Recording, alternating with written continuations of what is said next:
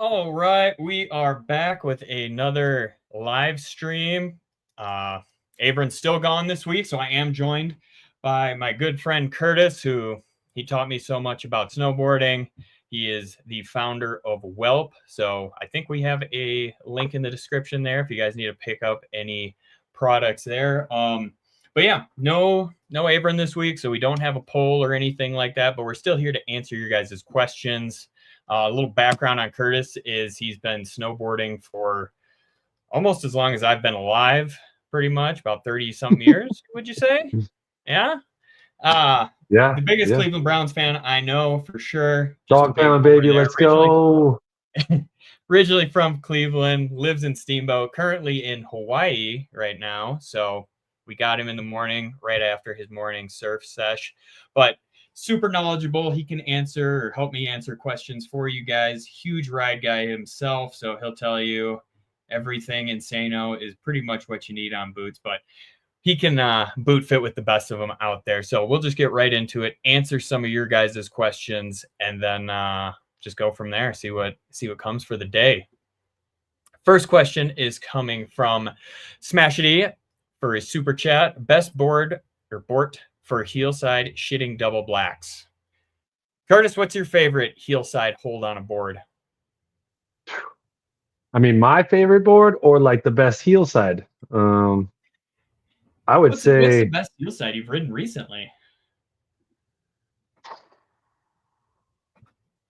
I mean, the deep fake is one of those boards that does not want to let go. I knew you were going to go. I'm biased for sure, but like that board is, you can push on that board so hard and it will not let go. You also can't take a play off on that board too. But if you aim that board a direction, it goes. You push on the edges, it stays. Like that's a special board. But again, that board will, if you ride 3 hours on a normal twin, you'll ride an hour on that board and be just as tired. Oh, for sure. I was thinking like something asymmetrical, honestly. So probably like a I was thinking the old Helix, like the old Helix from Ride, or like Benchwarmer now is what took over. the Benchwarmer now. I mean, I haven't actually ridden the Benchwarmer. I'd ridden the Helix, but I'm not an ASIM guy. But I do think that that's going to be the most easy bite on your heel edge for sure. One of those ASIMs.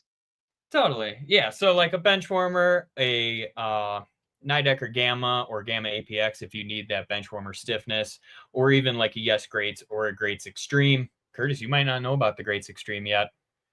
I don't.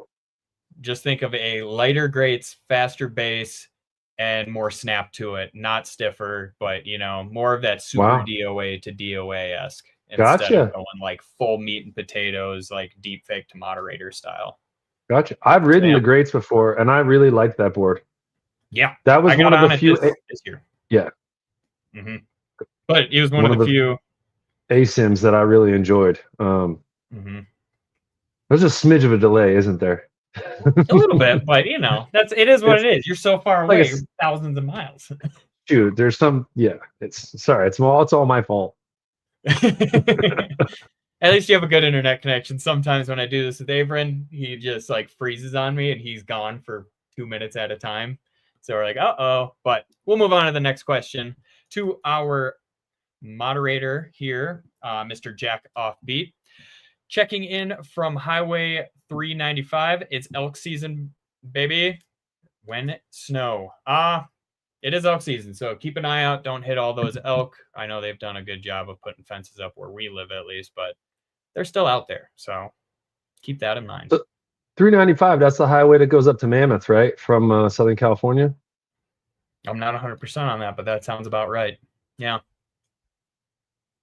You spent some time out there.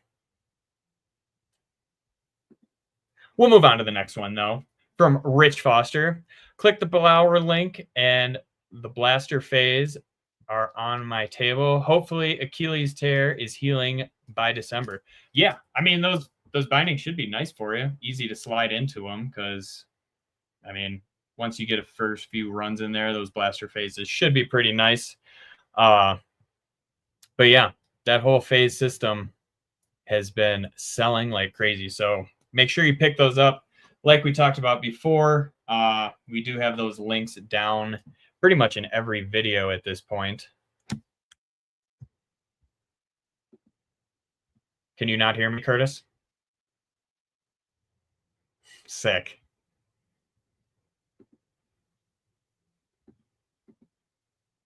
All right. My computer's going crazy right now. Try this. Can you hear me now? Can anybody hear me?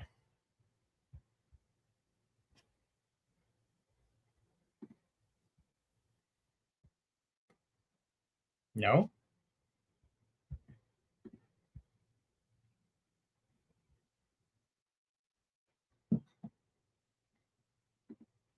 Curtis, you're muted. Hey, can you hear me now? There you go. Okay, we're back. Oh, yeah. Sorry, I got a FaceTime call and I ignored it and it took away my Bluetooth. No worries. That happens with me sometimes, especially when Avran's texting me during this thing. But yeah, pick up those blasters phases with the links that we have down there. I mean, hopefully your Achilles heals. I know Ben Bruce, our K2 rep, he had that problem and he was back within about a year. So, you know, Godspeed to you and congrats on picking those ones up. Also, shout out to Ben Bruce for having great style on a snowboard. Yeah. He's pretty nasty on a snowboard still. He still got it. Ripper. He was not hindered by that injury. Another one from Rich Foster real quick. If they ride like regular bindings and they're easier getting into, why wouldn't everybody want them? It's just kind of a weird, like when I first got on phases, I don't know if I ever rode with you on those, but I feel kind of kooky when I first got them because it just sits wide open like that. I'm like, this is weird.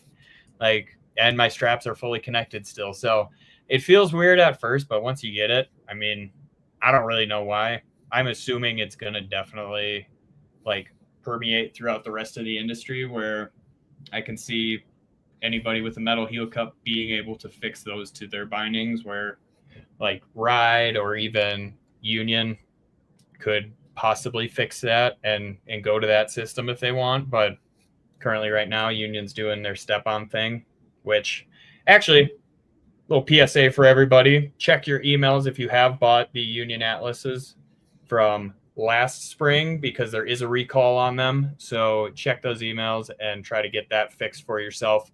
But they just have a slight recall this year. They want them to ride as good as they can. So they have a couple things they want to swap out. So you'll send them back and they'll send you a brand new pair. So keep that in mind. Otherwise, they still work pretty well. I didn't have any problems when I rode them. Curtis, you haven't got on them yet, but you did ride the regular Burtons when they first came out, correct? For sure. Yeah, I rode the original step-ons. And I will say, to go back to that question, people, I do think, like, in the same way that BOA took a long time for people to really accept, I feel like proof is in the pudding, right? As they work good, people will jump on them. I think this is one of those moments where it's like a little bit of a threshold moment where once people get on them and realize they ride really well, and they're also super simple. Like I've seen yours and I mean, they look good, feel good. They ride good. It'll catch on, you know? And, I just think that people need to be convinced, you know, and otherwise it just feels too different. Right. Totally. Yeah. Well, also like, I'm interested to see what our buddy Kenny has to say about him. Like when he heals up fully, cause he got a pair at the end of the season, got injured, has to rehab like crazy. The most unfortunate thing ever. But I'm interested to see what he has to say. Cause that dude hits every big line as big as he possibly can. And I mean, I can hold my own out there, but he's on another level. So I want to know what he has to say about it. Like just to see if he really enjoys that or if he still wants to stay on his skate tech too, which is it's fair. I miss my skate tech, but I think it's a great system still. I think that Kenny, with his rehab and PT right now, is like still better than me as a snowboarder. I don't know, Curtis. Don't sell yourself short. If we turn that camera on, you can make it happen. But with the camera off, he might have you. Yeah. You know, camera's on, pressure's on. Let's go. Yep. But Kenny, dude, that guy's a weapon, and I know he's he's in the dog days of his PT and rehab, but sometimes that makes you even better in the end because you put in the work, and then when you get back to doing what you enjoy, you get after it, you know? Totally. Well, that, I mean, it makes you mentally tougher because this is the second year in a row sure. he's had to go through that. So it's tough. He'll be back. Speedy recovery. Yeah. Love you, Kenny. Love you, bud. All right. Going on to Daffy Drunk. We got a super chat.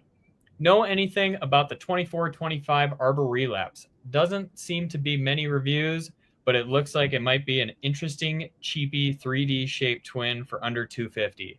Binding recommendations? Cheers. So the Relapse does have that 3D, but they pretty much just do that on all of those Arbor boards from that year, where it's that full camber design and they put those flares on the contact points so they don't feel as hooky. Instead of them having to put rocker in the tip and tail, they put flared contact points on it. So it's kind of a cop out on that 3D shape. Like, it's really not going to help you float that much better, but like, yes, it does have 3D to it. I mean, it's definitely not for that like powder thing. It's for not hooking up as much, especially going into rails and all of that, because it is Eric Leon's pro model. That's normally what he's riding.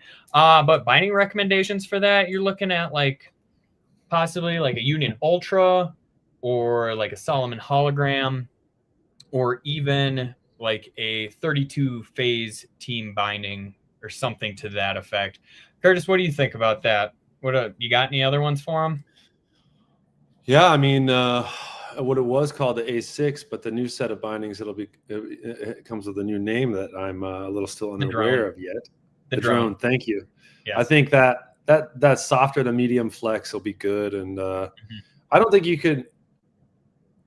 I mean, I saw Eric riding that board in Steamboat all over the place, so I know that as much as it might be cast a certain way, like that board, you can still take it everywhere.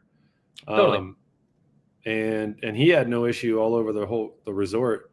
But yeah, I would just say, I like what you said, the Ultra. The Union Ultra is a binding that I rode that binding, and, you know, I'm a bigger guy, so I like maybe sometimes a little stiffer binding, but I really enjoyed the Union Ultra and the feel underfoot.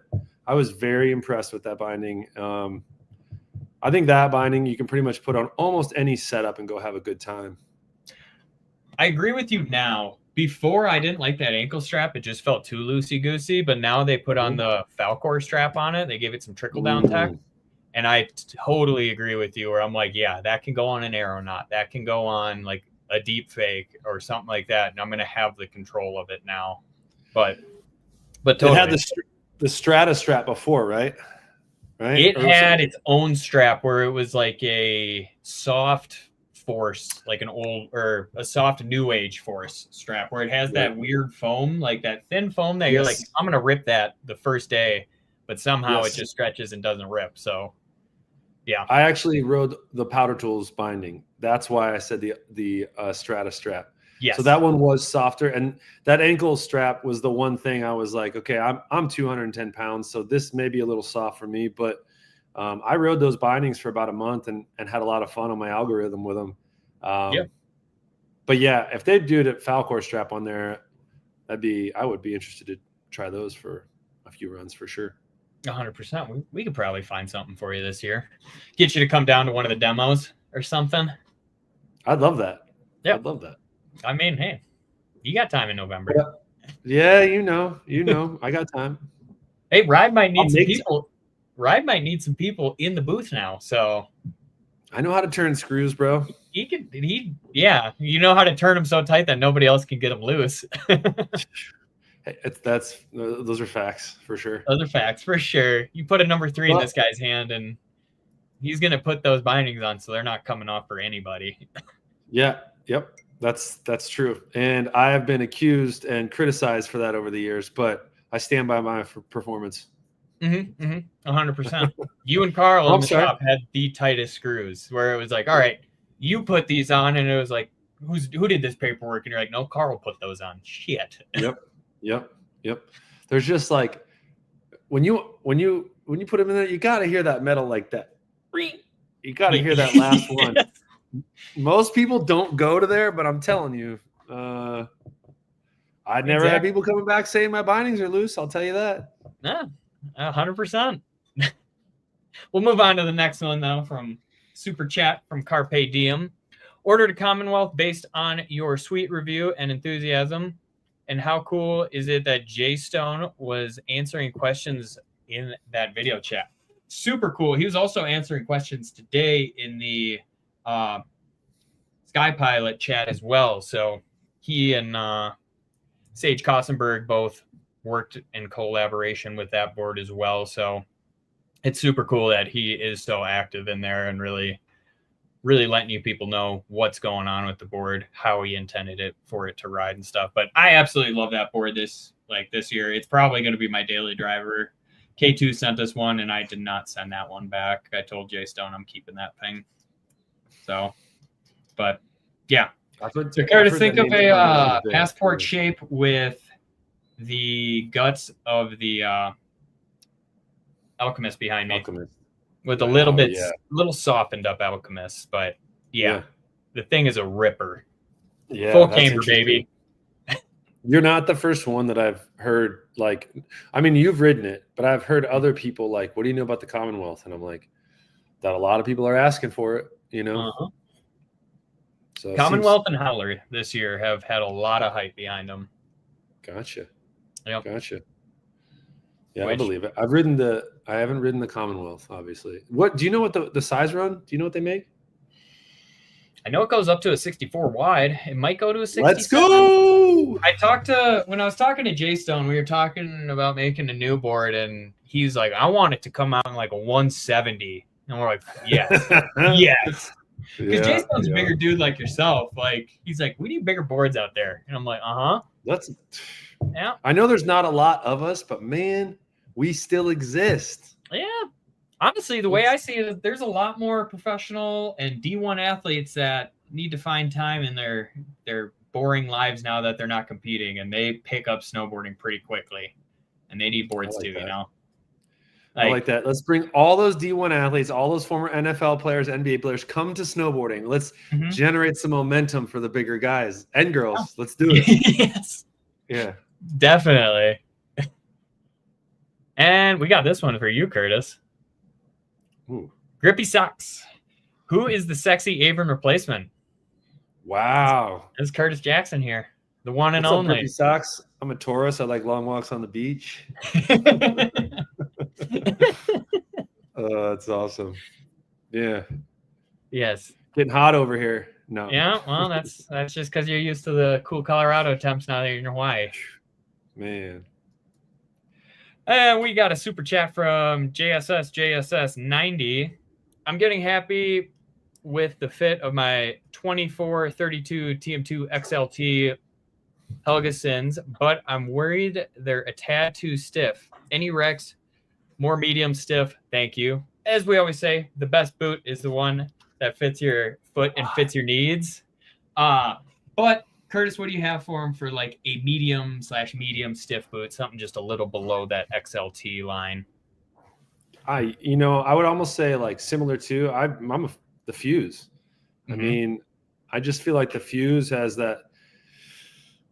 I mean, maybe they're about the same stiffness, but there's like a return flex with the tongue of that boot that just makes it feel a little more lively. I do think the Team 2 XLT is a sick boot, but the Fuse is going to be a little lighter too, so I feel like you can kind of manipulate it a little with a little bit less energy. Man, Insano all day. No, I'm kidding. Not the Insano. Not stiff enough. You got to go Insano. Yeah, exactly. But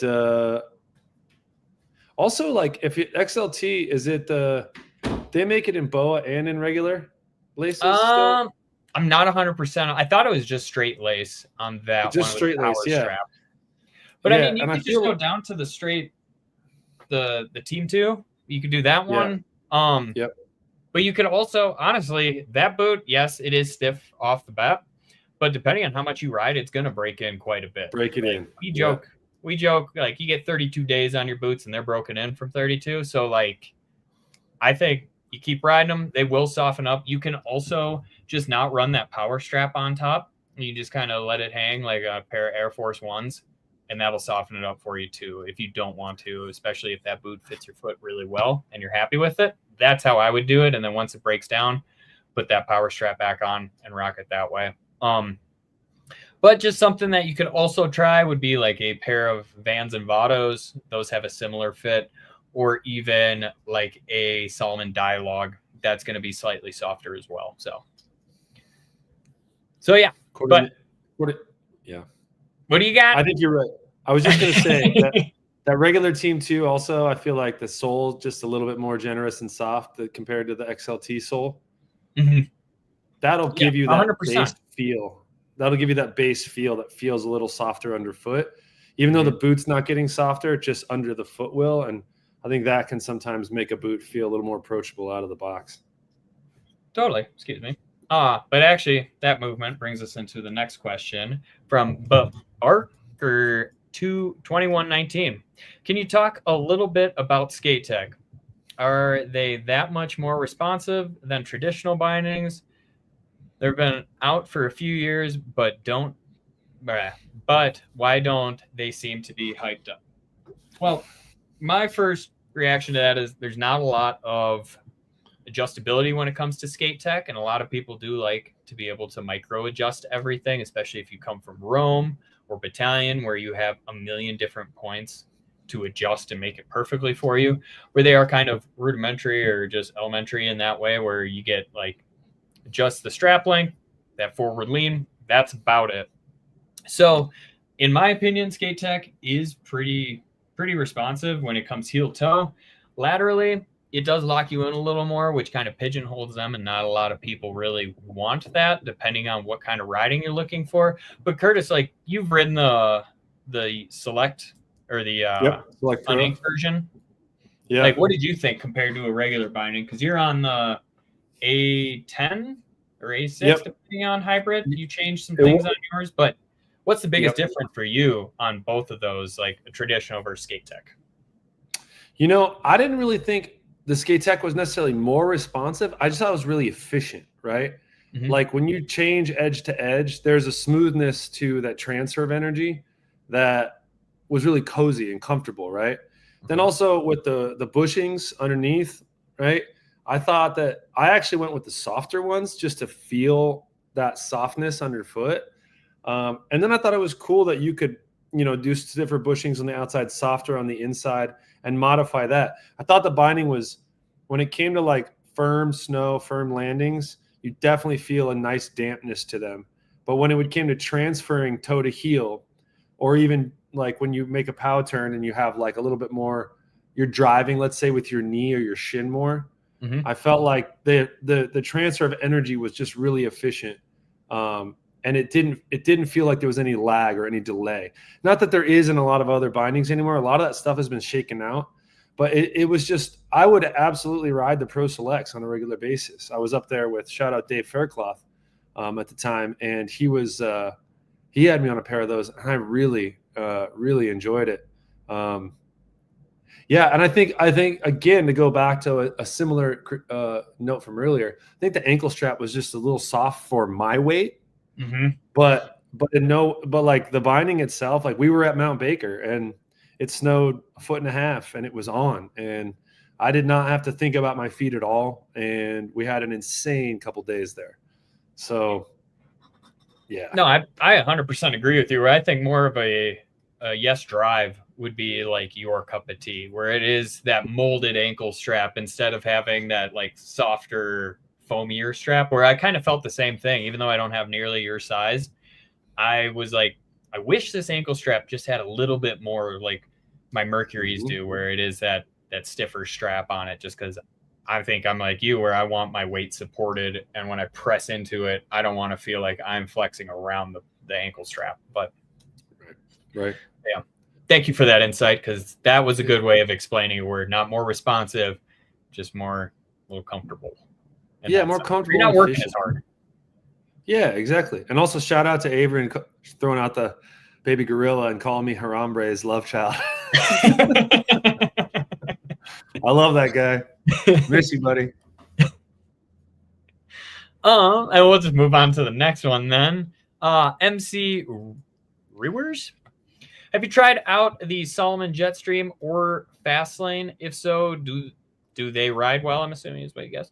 So Avran rode both of those this year. I think he lost one of their reviews. But he didn't hate on either of them. Like, normally he'll tell me right away if he's like, that thing's a big piece of shit, or it's totally fine, or it is what it is.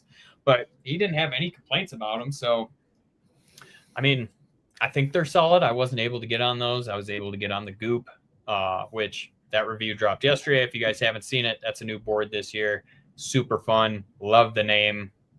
But, yeah, I wasn't able to get on either of those. But from the sounds of it, sounded like he enjoyed them, but who knows? We'll probably have to have him get on the Jetstream again, or whichever one he lost, and have him redo that one. But we'll see.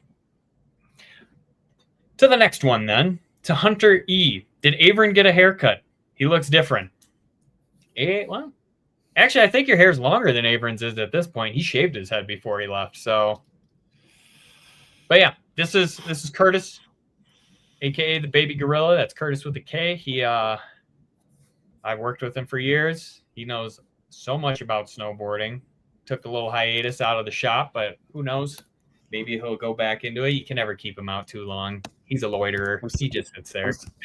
I'm still there 3 days a week, just like hanging out. Just hanging out. Just bringing in donuts for the squad and just kind of hanging, waxing the board. Also, if I see donuts at any shop and I'm in there, I'll probably ask for one.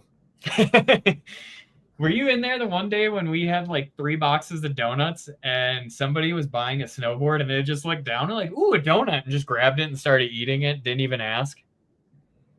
I love that. I support that. Good for them. Yeah. I was caught off guard. I was like, yo, dude, those are the good donuts. Those are the powder days. You can have the shit from Safeway in the back, but not the good ones. Oh yeah. Powder days, you got to be there early, but they make great donuts. Pink frosting doesn't mean pink frosting. It means strawberry frosting. Yeah. And that's my favorite there. If you get there by 6 a.m., you can normally get a jelly filled, but those things are gone so fast. If you back there, Jarvis. Shout out Jake Jarvis. Yeah, he's back there. Absolute ripper. Ripper. Just a He's ripper. Gonna walk through shirtless for you.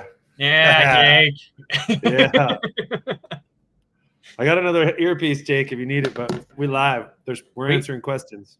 We could use that knowledge. He used to run Powder Tools before Bernie did. I'm sure he's full of old man knowledge back there. He hired me and Bernie at Powder Tools. No, that guy's he knows a thing or two. He's actually the boss. He's the boss, man. We'll move on to the next question. The next super chat from My Knees Are Cheese. Looking good, boys.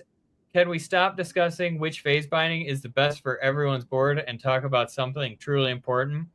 Sean and Nina broke up. We finally get creeped out by his stance. She finally so for you guys that don't know, Sean White and his fiance called it off. I saw this yesterday on some post. So, funds might have run dry from Snow League or whatever. I don't know, but the best to them, I guess. You got to meet Sean White and compete against him. How was that? It sucked. That guy was good from when he was 12 years old. He was insane. But it is cool to see in person. I have followed him down the Grand Prix. He went before me. I went. Then Chad Otterstrom went. I remember Chad Otterstrom leaned over my shoulder and goes, "Have fun following that one up, bud." And shout out to Chad Otterstrom. He pops in every once in a while. He's the man. Yeah. But yeah. Chad is the king, man. I love that guy. He's still an absolute ripper. Like, just a freak. He's only gotten better. That guy can still rip. I want him to take me to the backcountry. Shout out to Holden. What's up, my dog? Yeah. Oh yeah, you and Holden are homies. Yeah, dude. He's the man. Love that guy. All right. We'll go to one from Smashity. Curtis, What would you recommend I do fitting a ride boot on an E-wide right foot and a normal left foot? It's a great question for you. 2 options. I mean, outside of toe capping and like really molding one boot out. Not that you want to buy 2 pairs of boots, obviously, but yeah, I would just say don't mold. Buy one that fits the other foot, the smaller foot that you almost don't need to mold, right? And then mold the crap out of the other one. But if you have to mold both feet, that E-wide foot is always going to be unhappy. But if you get one that kind of already fits the smaller foot, and then, you know, put 2 socks on, put toe cap it, even if they have some like some of those, what do they call them? The shims, like the little foam shims, put those on the side of your foot. And it is going to be a painful, or I should say a kind of an annoying mold, but it will help bump those things out. And with most of the boots out there have Intuition foam. So this is a ride boot. So yeah, the Intuition, like it will mold out. Also get yourself a zonal BOA so you don't have to tighten the lower forefoot as tight. I think in any BOA system, if you have a zonal where it has upper and then lower, you can leave that lower almost loose and then tighten the upper, and you won't have so much pressure on your foot. That's what I would recommend for sure. And then beyond that, you can go into shops and boot stretchings, little boot stretchers and things like that. There's things you can do from there. That's when it just pays to have a good shop that nearby or you support that you can go to, and they can really customize things based off of you directly. Totally. And what would be a good ride boot for them then with that zonal? You got a couple? Of course, the Insano. That's the deadbolt. The deadbolt would probably be a nice one. It's softer and it will mold out a little bit more because it doesn't really have that real robust shell of the Insano. But like my right foot is the 13.5 measured foot. My left foot is like a 12.25. So I have a right foot that's a full size or more bigger. And I wear a 12 Insano. And when I first get them, my right boot, the lower BOA is just not nearly as tight. And then as it breaks in and it really takes the shape of your foot, you can definitely snug those things down a little more. Also, if you pow surf, being able to loosen an ankle but leave the lower foot snug really goes a long way with pow surfing to get that ankle mobility. Yeah, I think that answered the question perfectly. I think you'll be fine. Thanks, Smashity. Appreciate the question. So we got a super chat from Hunter E. Best board for running into skiers. Also digging the new haircut, Avran. Pop a button or hashtag pop a button. That's something with a good pointy tip or a blunted tip. None of that popsicle shape, but you know, something pointy to cut right through them or blunted to really squish them. For running into skiers, have your nose and tail sharpened. No, I'm kidding. You're going to want to really grind the shit out of that nose. Yeah. You know, they say detune? No, you want to tune the nose. No, don't run into skiers. Just spray them. Just spray them. Just spray them and move along. Yep. They'll get out of the way. And the only way you get away with it, too, is you spray some of your friends, too. Yeah. Yeah. And we got one from Rich Foster. 5'6", 143 pounds, 148 Telos backslash for paddleboard. Too big? No, I think that's a good size. 48 should be pretty good. That's what I think. No? Yeah. Make sure you click those links. I don't know as much about the backslash. Is that a volume shift at all? No. No, it's just like kind of like a flagship, that type of thing. Setback camber, like little rocker in the nose. Yep. Yeah. Dude, 5'6", 143. Dude, you could probably go. You'd probably go bigger. Yeah, I was gonna say you could ride probably 52 to 54. And we got one from N. Period. Jones Howler or Jones Hovercraft? Is there a big difference between the two? Yes.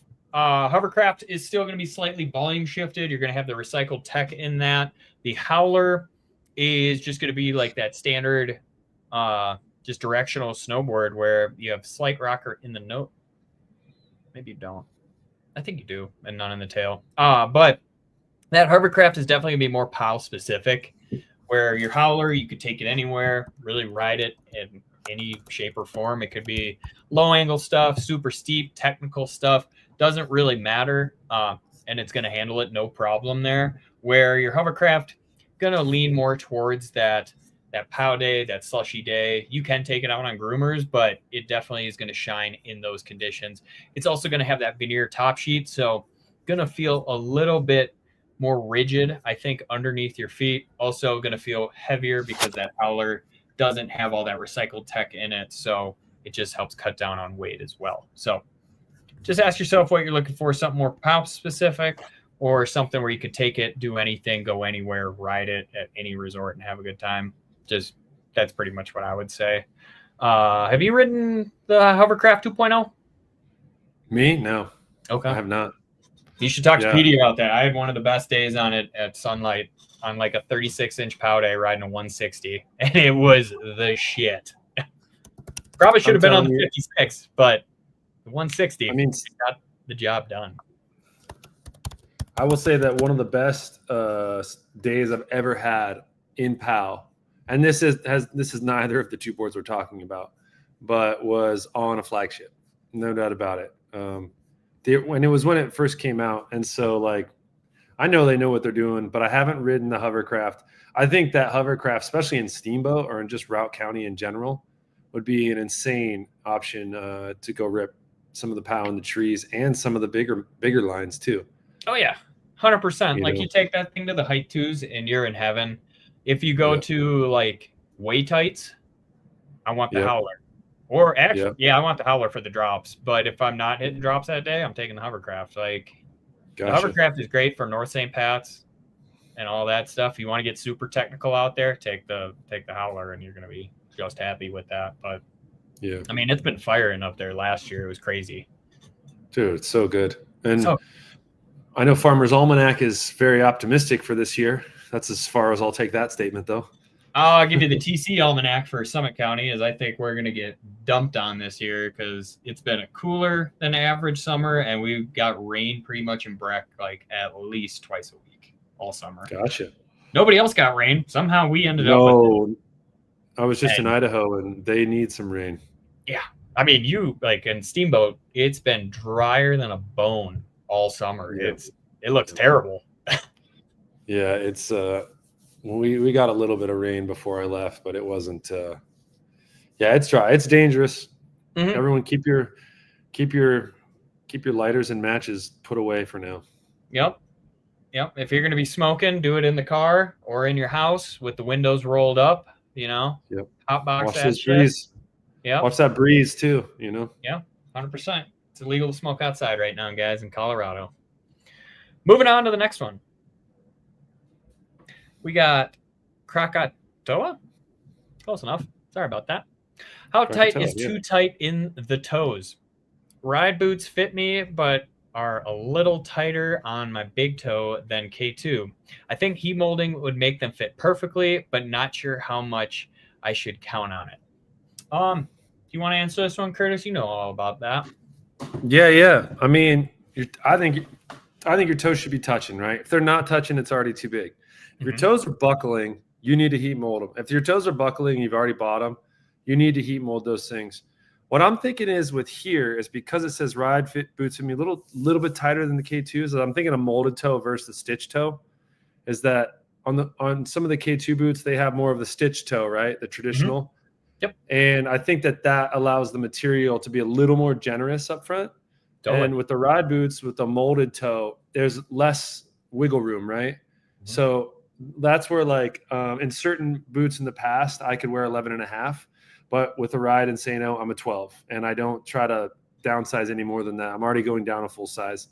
I think that is one of the things, but heat molding will absolutely make a difference if you have not done it yet. If you have, 30 days on the boot, then it might be one of those things where the heat mold might not change a ton.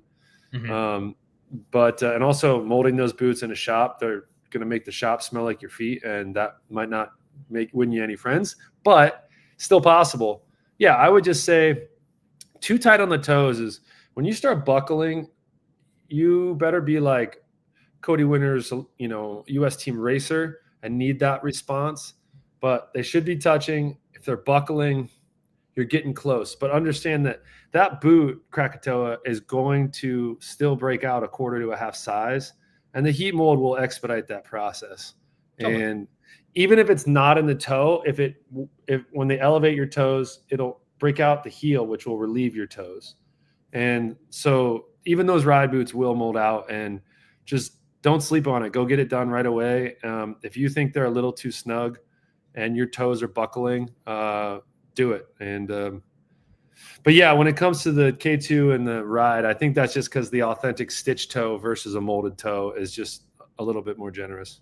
Totally. That, and then they also do have just a different toe shape in general. So the one thing I'll add to that is if it's just your big toe touching, you might want to look at a different brand of boots then. Like, just because if you just have your big toe up there and your other ones are just sitting way back there and it's only one thing touching, chances are when you start breaking that boot in or anything, it's just going to get bigger and bigger. And you really want them all up front where everything is just nice and snug right there, where you have all toes just touching the front. When you flex into it, they might pull back a little bit.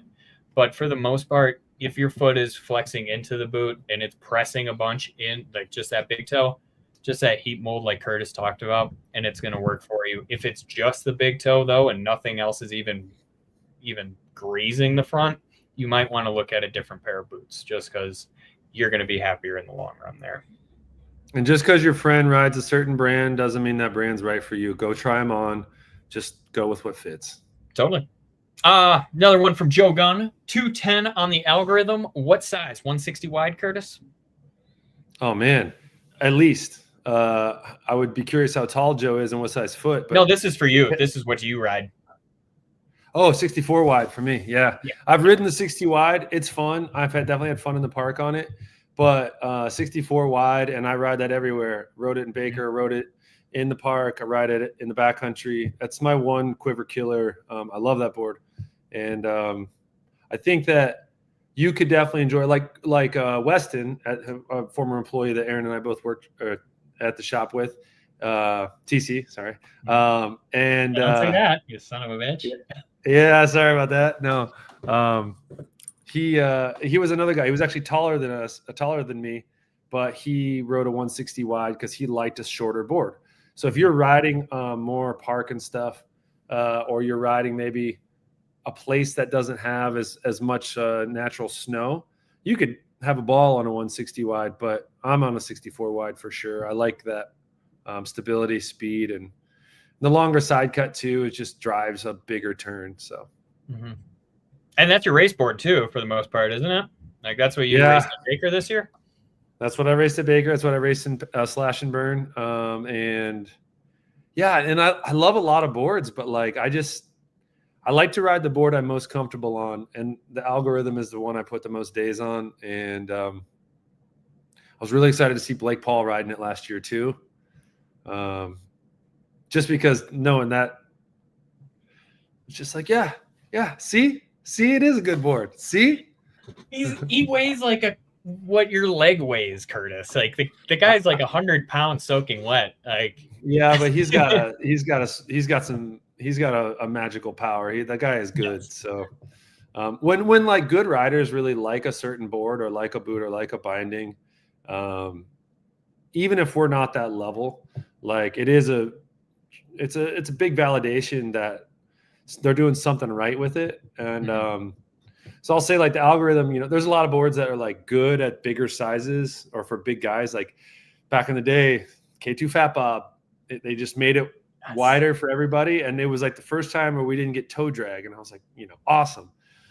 But then like those boards didn't quite ride as good as like a 156 in a standard model. And I truly feel that boards nowadays across companies, they ride really good as you get bigger.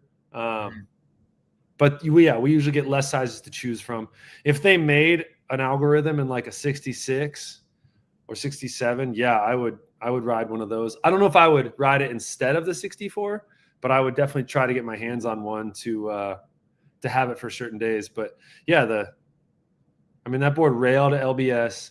It railed in Slash and Burn. I did worse at Slash and Burn than at LBS, but still. Stiffer competition at Slash and Burn, they say. It's pretty amazing that I do. It's an open. Anybody can enter, so we get anybody from, random people from wherever to like Olympic medalists that are all in the same category, which is really cool. Mm-hmm. But yeah, LBS was sick. Qualified higher than I finished. But it snowed so much there. We were free riding the whole day. Everybody who was there for that event was going off all over. And it was Bluebird for 4 days. It was cold. It was like Colorado blower. And we were just free riding. And I gassed myself.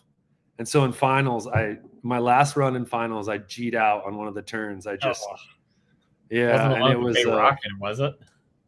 What's that? Wasn't the turn with the rock in it? No, it was that turn. Actually, on my finals, I did not fall any of my runs until my last finals run. And then the other guys that qualified ahead of me, the other two guys, they put down heaters, and they just a bunch of and Tom was actually in my heat, and he put down a heater. I think he got 4th overall or something like that. Yeah, don't sleep on mid-masters, man. We might not be the masters or the pros, but there was some fast guys in our group for sure. Oh, yeah. For sure. Bunch of sandbaggers, it sounds like. We are. As you get older, you look forward to being a sandbagger. I'll tell you Charlie, we had this discussion last year when we were signing up for Bucket Bank. So we looked at each other and it's like, should we just go podium real quick in amateurs? And we would have, but we're like, no, we gotta go pro. Yeah, you gotta. I mean, in Slash and Burn, because it's been an event we've been a part of since the beginning. Like, I'll always do open in that event. Mm-hmm. But I do like the way LBS is set up, just based off of separating pros and then like your age categories from there. But like last year, I believe it was Tucker Andrew put on the fastest time of the whole event, and he was in Masters, and like Dave Faircloth in Masters, Davis Johnson in Masters. Like, my time with Tucker, my 10th place time in Masters would have been like 20th. Masters is fast. That's the one. If you get duct tape in Masters at LBS, no one can take that from you for sure. That's a big one. Well, make sure you sign up this year. See if you can get in that lottery again. Already. We got one from Lewis Brooks. I'm riding the Ultras on my alternator and was going to save to get the Falcors, but I think I'll just buy the strap now after your new review. I want more response. I 100% agree with that. Like, it's pretty much just a poor man's Falcor at that point, and I would say save the money, spend the $80 or whatever it is to get the straps, and just have a little extra response there, because there's not much of a difference. You're not having that carbon and that super stiff high back, but honestly, the strap's enough to really notice a difference there, so you'll be good. And we got one from the boss man. TC, pop a button, do it. Curtis, do a flip, do it. Well, boss's orders, I'll pop a button for him. Curtis, I don't think you have to do a flip. You're going to hit your feet on the ceiling.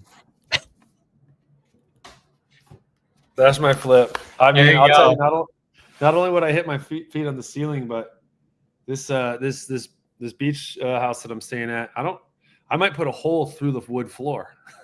Yep. Love you, Avran. And we got one from Lewis Brooks again, where Hey TC and Curtis, has the alternator changed over the 3 years, looking at picking up a new one and have a good deal on last year's model? No, it has not. So feel free to pick that up, save some money, click those links, do all that jazz. But yeah, you're just getting a different graphic. So you're good there. Save the money, spend it on lift tickets, ride more, that whole jazz. Is this the same guy who had the question about the ankle strap, right? Yes. Lewis, it sounds like you just need to get a second board and just have 2 pairs of bindings at this point. that could also be it too. You know, like I just feel like get those Falcors and get something that matches good with that, and then you can still get the ankle strap if you want for your ultras. But it sounds like you're in a position to where you're riding on a regular basis, and worth considering. Totally. I still have a second setup. It's an algorithm. We got one from Medius.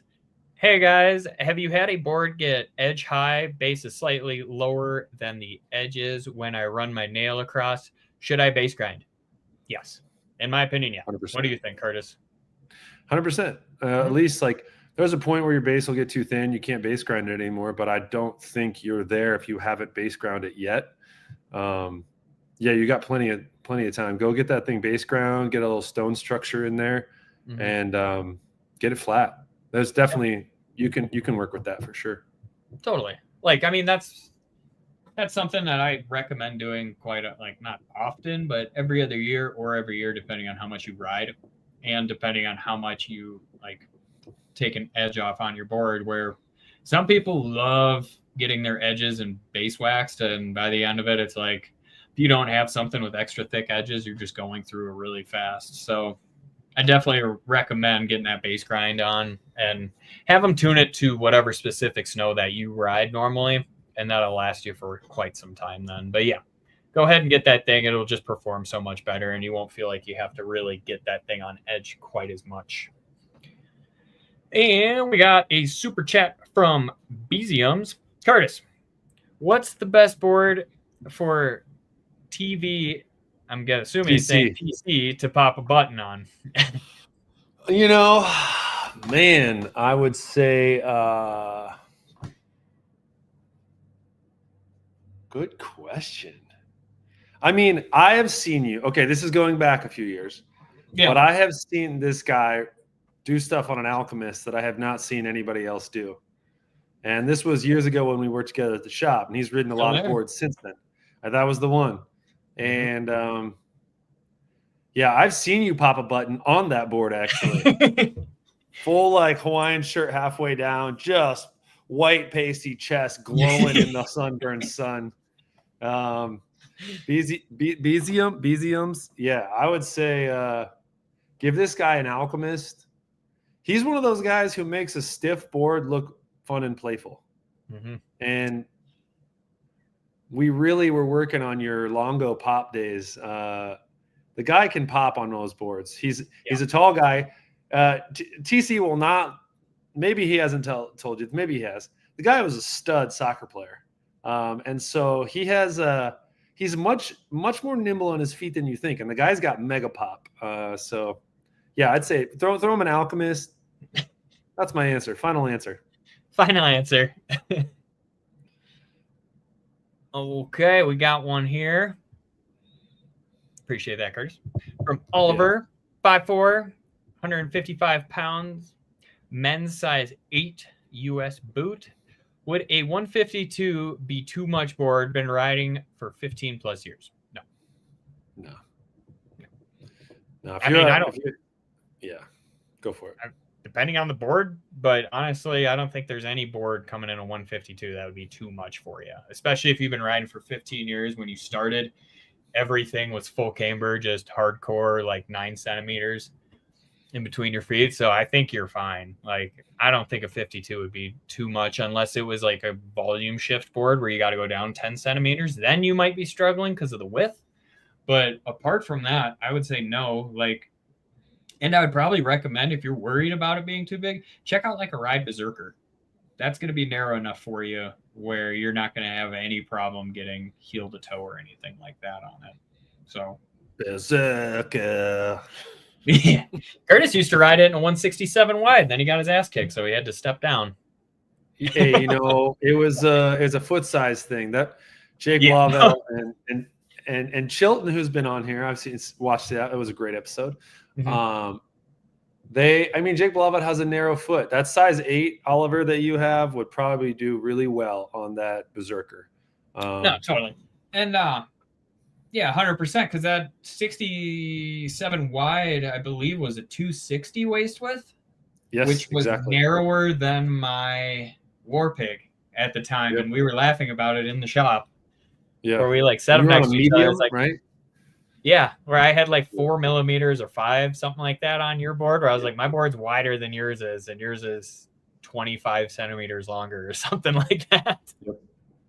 Yeah, and then that's when I switched back to I switched over to the algorithm from there, just because it had a lot of the guts that really made a lively board, but it had more waist width. And what is it? The Berserker has like steep entry and exit, but kind of straight between the feet. Yep. And so you get that really good twitch, but then like the algorithm is like mellow entry and exit, really good side cut between the feet.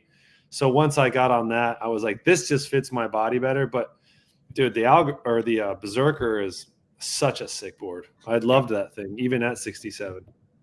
That's what our buddy Travis is going to be riding this year. Oh, Mr. Hofarth. Yeah, with his size 5 tridents.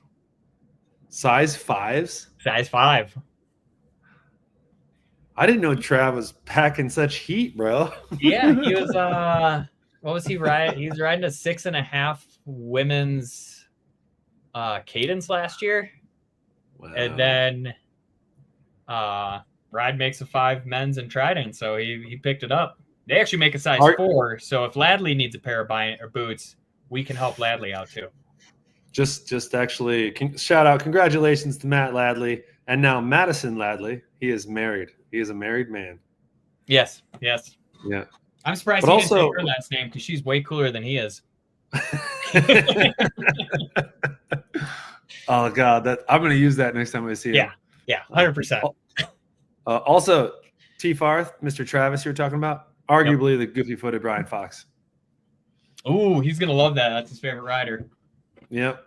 He's going to love that. He's also, Travis, reoccurring guest. Oh, man. He's the greatest. Yep. Yeah, he is. He's awesome. He, disappointed he's not in the industry anymore, but he'll be back. We all know it. Oh, man, he still rips. He still rips. What do we got? Handplant God. Oh, man. Riley Robertson. What's the difference between the two different models of the 32 phase bindings? I know the 32 is the softest of the phase. Are they too soft for 245 pounds? The only difference I know is one is $10 extra because they put a Volcom logo on it, and otherwise they're pretty standard. But honestly, I think they are going to be too soft for you unless you want it to be a park binding. Just because at 245, you're probably going to want some metal in that heel cup or something. So I'd recommend going to the Bataleon or even to the Rome Katana or Katana Pro if you need some more, or not Katana Pro, the Katana Stale, if you need some more just like rigidity to it. But 245 for a full composite binding is quite a bit of weight where you might blow through those, or you might just start feeling everything through it, where I don't know if I would recommend it for sure, but I would definitely say get something with that metal heel cup. It's just going to support you better. You got anything to add there? Yeah, I like that. I feel like in thinking about some of the more faster, like fine-tuned snowboarders, like I think at Cody Winters, right? Border cross athlete, insane rider. He likes stiff boards, stiff boots. He actually likes a medium flex binding. Mm-hmm. So if it's one of those things where you already have those, consider a stiffer boot to complement that a little bit more. But yeah, if 245 is getting up there, I like what you said, TC. I would the Rome, the Stales are interesting to even myself. That's a sick looking binding. Yeah, well, the Stale version also has carbon underneath it as well, so you're getting a stiffer chassis as well. So yeah, it's not the same, I would say, but pretty much they're Katana Pro without the carbon high back, because that's a lot of extra shit to have to work on when you're already coming out the brand new binding. If Riley's riding like Trollhagen or something like that in the Midwest, it'd probably be all right, Yeah. But just you're gonna go through, if you have that soft of a binding, you're gonna go through boots faster too at that weight with a soft with a soft binding, I think you'll blast through boots. So just, but if you're out in the mountains somewhere, like, go stiffer. Yeah. Yeah, 100%. And shout out to Trollhagen, man. That place is sick. Trollhagen's sweet. I mean, I used to do the Friday night shit show all the time before I moved out here. It was great. I might try to do it this year again. I don't know. That's perfect for you. It is. We got one from Blake here. It says, need advice. Me and my bro are going to Lake Tahoe in December. We are beginners looking to ride 5 days straight and focus on improving to intermediate. We will have access to North Star, Kirkwood, and Heavenly. What advice do you have for the guys? Because, I mean, working at Powder Tools, we gave this advice out all the time. Drink water, lots of it, and stay hydrated, because 5 days in a row is a lot of riding for anybody. I know you're going to want to have some fun while you're there, but just don't make your mornings a challenge to get up. That's one thing. Looking to ride 5 days straight and need advice. So wait, will we have, what's the advice directly? I would just say, yeah, like, eat good food and get some rest. Like, if you're going to have some, if you're going to let it loose a little bit, do so earlier in the day so you can get to bed at a decent hour. But like, nobody likes to go up on the mountain when it's hard to get up in the morning. So it's just set yourself up for success by drink water, eat good food, get rest, and then you can have some fun in between there for sure. Yeah. But 5 days is, you guys are gonna be sore by the end. So like, set yourself up right. Totally. You're going to be feeling it by the end of that. Also, I would definitely recommend limiting that hot tub time. As good as it feels in the moment, you're going to get crazy dehydrated in there, and you're not going to feel it until it's already too late. When you like wake up in the morning and you're like, why does everything hurt? It's like, that's probably why as well. So limit that hot tub time. And then if you're renting boards or anything like that, and you have any problem with the board, make sure you go back, try to swap it out for something else. If you can, I would say like demo a board or anything like that, where you can really fine tune what you're actually getting. So that way you're getting something you're happy with, you're comfortable on. And by the end of the time there, that 5 days, you're going to feel pretty proficient in snowboarding by that, especially if you're going from open till close every day. So just making sure you're on a board that you like and that you feel comfortable on. If you don't feel comfortable on it within the first hour or so, I'd say just stop back into the shop, see if you could get on something else that might work better for your style or your ability level. What's up? Buy boots. If you guys are really beginners, if you're beginners, right, but you're looking to get to intermediate, it sounds like you're in, right? You want to get better. You want to do this on a regular basis. Buy yourself some brand new boots that fit you. You're the only foot that's been in them.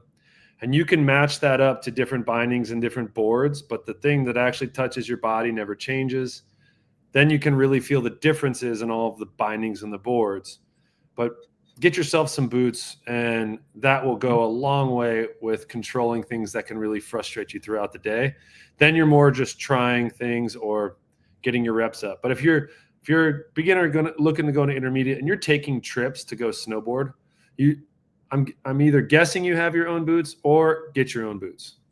Totally. That's great advice, actually, because you can always travel. My sister lived in Los Angeles for like 20 years, and she had her own boots, and she would literally come to Steamboat, go to Mammoth, whatever. Like, she would just show up with her boots, and she was like, all right, what's good for tomorrow? Put me on that. Oh. And that goes a long way. For sure. And that way you also have peace of mind that a million feet weren't in those nasty boots before yours. Stinking up your hotel room or whatever. You're like, oh man, in the spring, especially in California, I don't even care if it's December, it's still pretty warm there. You're gonna have some sweat rolling in those things, and it's gonna be nasty. Like, it's it'll take off some brain cells smelling those things, like when you're in them. So just keep that in mind. Keep that in mind too, that the same boot juice or same spray that's used in bowling alleys is what's used in snowboard and ski shops. So just keep that in mind when it comes to how much effort. Like, you wear bowling shoes for an hour, right? Snowboard boots you're in all day. So get yourself your own boots and go have a good time. Totally. All right, we got a super chat from, I'm gonna butcher the hell out of this. Getamimnes? get him in this? Sure. I thought it was pretty good. That was pretty good. Yeah. Mexica? Yeah, we'll answer the question. Need help with bindings. Nidecker Gamma plus Union Strata or Union Force. Park progression, small medium kickers, boxes, nose press, sometimes all mount. What do you think, Curtis? Stratas or Force for the Gamma? Which is pretty much a ride zero if you haven't read that one. Yeah, I would say, I mean, you can flip a coin. The Union Force is impossible to argue against. I think the Strata has a really nice feel underfoot. One is going to be your standard disc. One's going to be the micro disc. I think you could blindly flip a coin and go have a great time on both of those. But for all mountain and everything, man, it's hard to argue against a Union Force. Like if I had to pick one. And I'm with you on that, where my only reservation about the Strata is that the base on it is huge. So depending on what size Gamma you're on, you might have some overhang just with the base of the binding. So I know it doesn't really affect riding that much, but some people absolutely hate it. So that would be one thing I would look at. And then the other thing is, I mean, if you get the Force, you can take that and put it on different boards and really just kind of grow a quiver with that binding. Where the Strata, you kind of get pigeonholed to like not as aggressive boards, anything like that. So I'm with you, Curtis. I'd go with the Force. I absolutely love the new one. That being said, if you're talking the Force Classic, get the Strata. The Force Classic sucks compared to the new one. So just keep that in mind. Like Force all day, you can't go wrong with that binding. Like if I didn't love Skate Tech so much, I'd probably get right back on that Force. Like that thing was awesome, especially with the new ankle strap, the new dampening they have that isn't that EVA foam. Like it's super solid. Yeah. To the next one though. 2, Caden. Hey TC, was hoping you could tell me that the Rome Katanas fucking suck, so I save money. Unfortunately, I can't say that. The only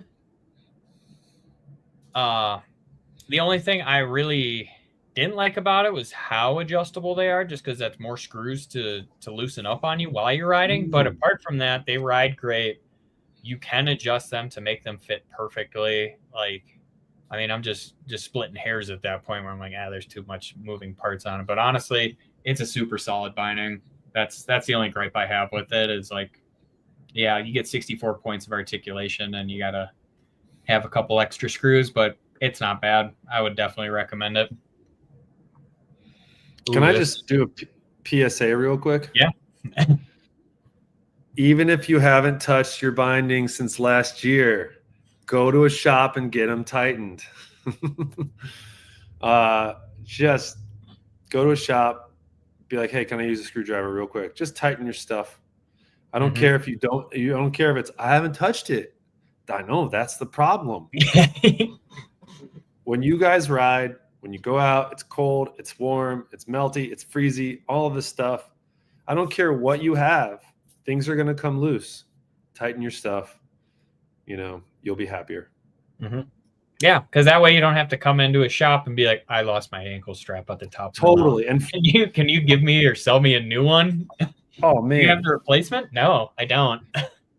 It's easier to have a screwdriver or to use one than it is to look for a part that you don't have anymore. Especially on the mountain, because once it gets in the snow, it's gone. You'll never see that again. All right. You're going to like this one, I think, Curtis. From Ryan Giovanova. Yeah, sure. Ryan Gio. Hey, brothers, I want to pick up the Kevin Jones Black Snowboard of Death for this year because it's the anniversary board, but I already have the Mega Death. Is the juice worth the squeeze, or are both boards too similar? I mean, they're very similar, but I think the Black Snowboard of Death, you can daily drive that thing with zero issues. You can run it into rocks, not really have to worry about you absolutely destroying it, where that Mega Death is, like we've said before, it's that F1 car. Like, you don't want to take that thing out in less than ideal conditions where it's super soft or super, like, just preseason. You're going to hit that thing on a rock and it's going to absolutely go through the board. So, I mean, if you want, like, something to daily drive, pick up that Black Snowboarder Death and it's going to feel similar to the Mega Death.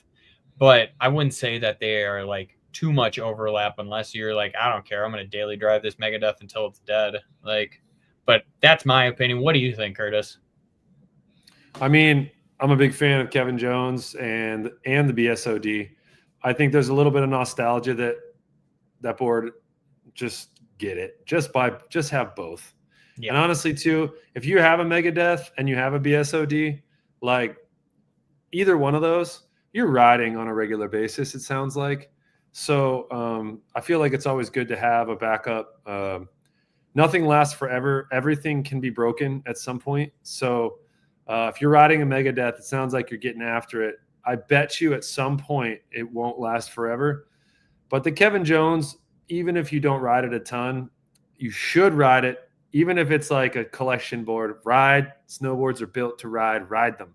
Mm-hmm. But the BSOD Kevin Jones is sick. When you're done riding it, it goes on your wall.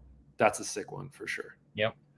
It's your ideal board. It's just straight red on the top and the bottom. I think he was the first 450 on a flat down at X Games, and he did it hard way too, off his toes. Like it was just that. And then I think he did like, it was at least a 270 off. It was at least, and it was just, oh, dude. Kevin Jones rides everything. That's the other thing. The guy rides big mountain lines. He can ride the park. He can ride half pipe. If you look at all of his old like standard film parts or like, he has no weaknesses when it comes to snowboarding, and take that for what it's worth. And he's still out there ripping on a BSOD every day. The Mega Death is sick. I've ridden the BSOD. I have not ridden the Mega Death, but Doldy, a bunch of friends on Steamboat have all ridden the Mega Death, and they seem to really, really like it. Also, that board's super light. Mm-hmm. I was passing ski racers on that board, Curtis. And I'm not a fast rider, and I passed those guys like they were standing still, and I didn't even notice it until after. I was like, "Oh shit!" Shout out to Capita for the structure they put on their bases, especially on their black bases. It's legit. Mm-hmm.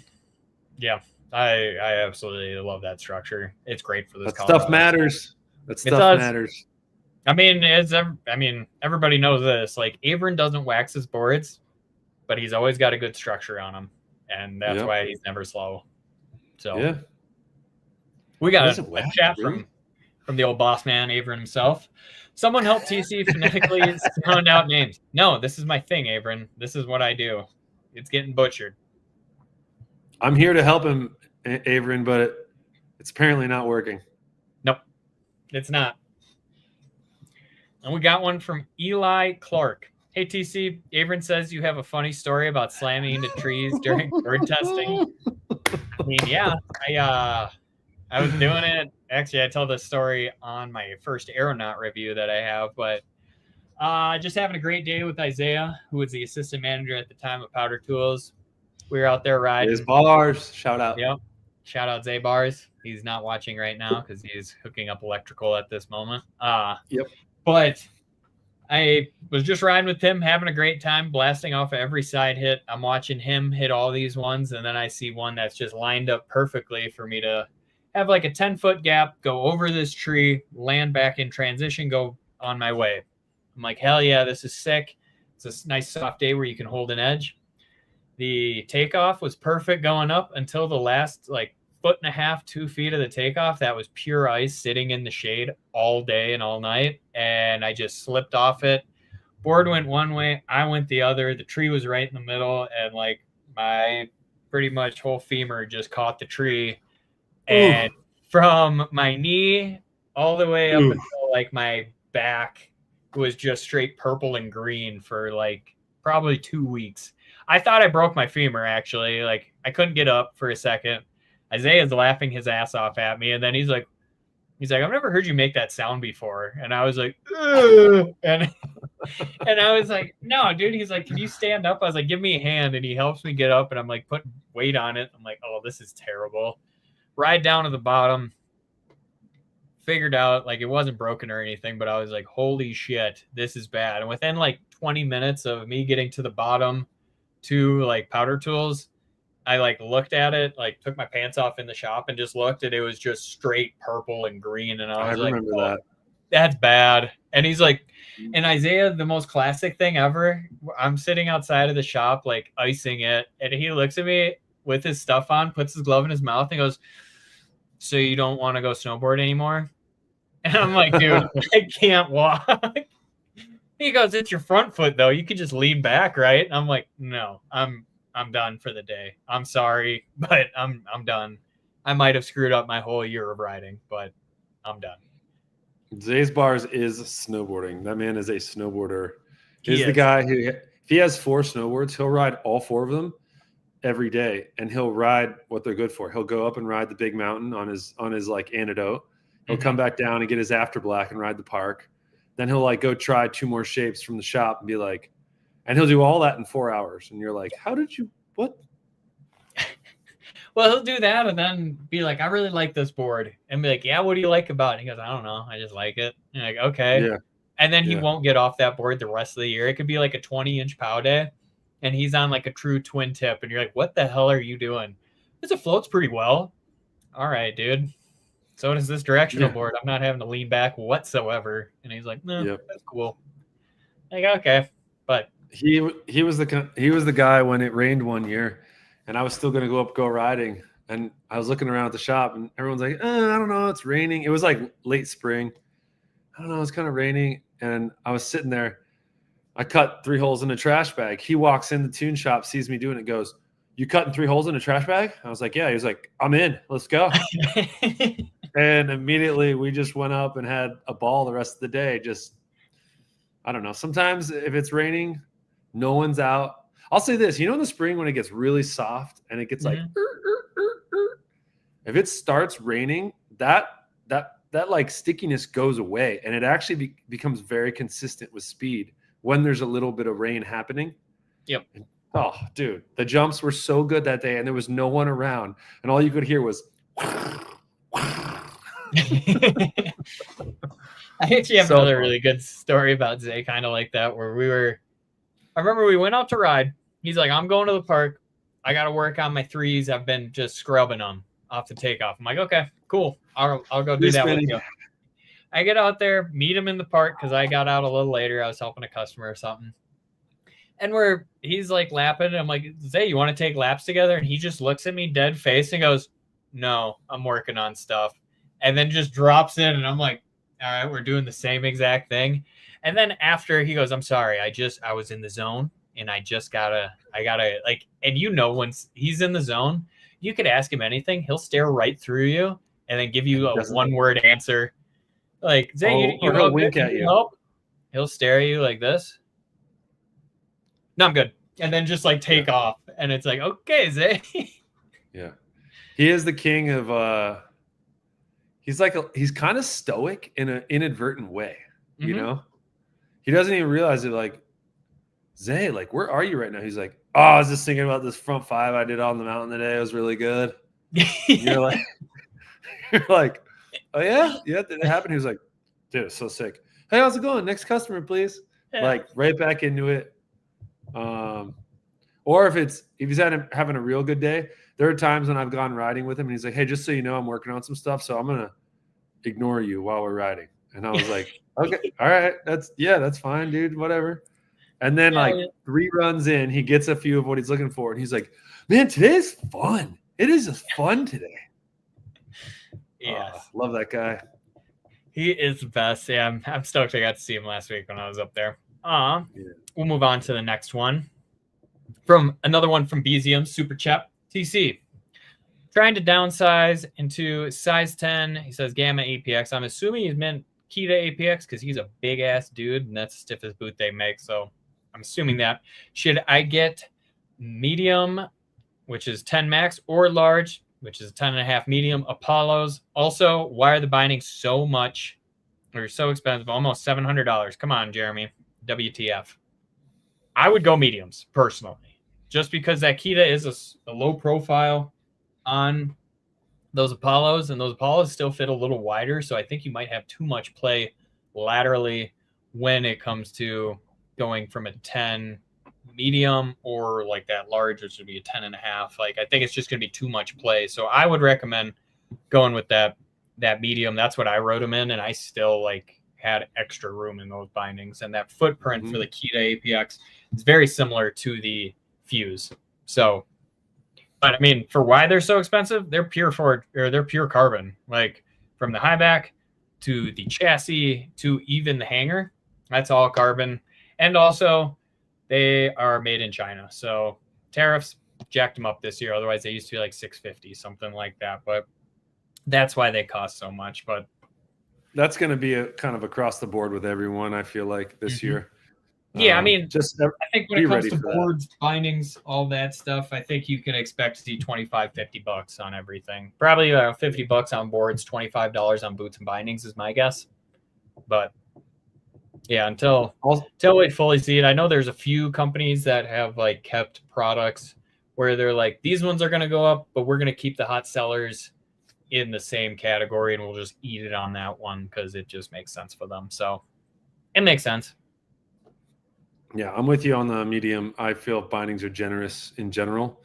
I feel like a lot of brands you can actually get up to an 11 in a medium. I know that goes against what their sizing specifications say, but I mean, I actually rock my ride chassis in the size 11 setting, but I wear a 12. I feel that it puts me over the middle of the board a little more. But if your binding is too big and your boot's a little too small, you lose that adjustability. So you can make a binding a little bigger. You can't make the chassis smaller. So exactly. Well, that, and like with that binding in those boots, you want the most like response that you could possibly get. So if it is more snug or snugger, I don't know which one, but I think that is the way to go, especially for you BZMs who's a power lifter.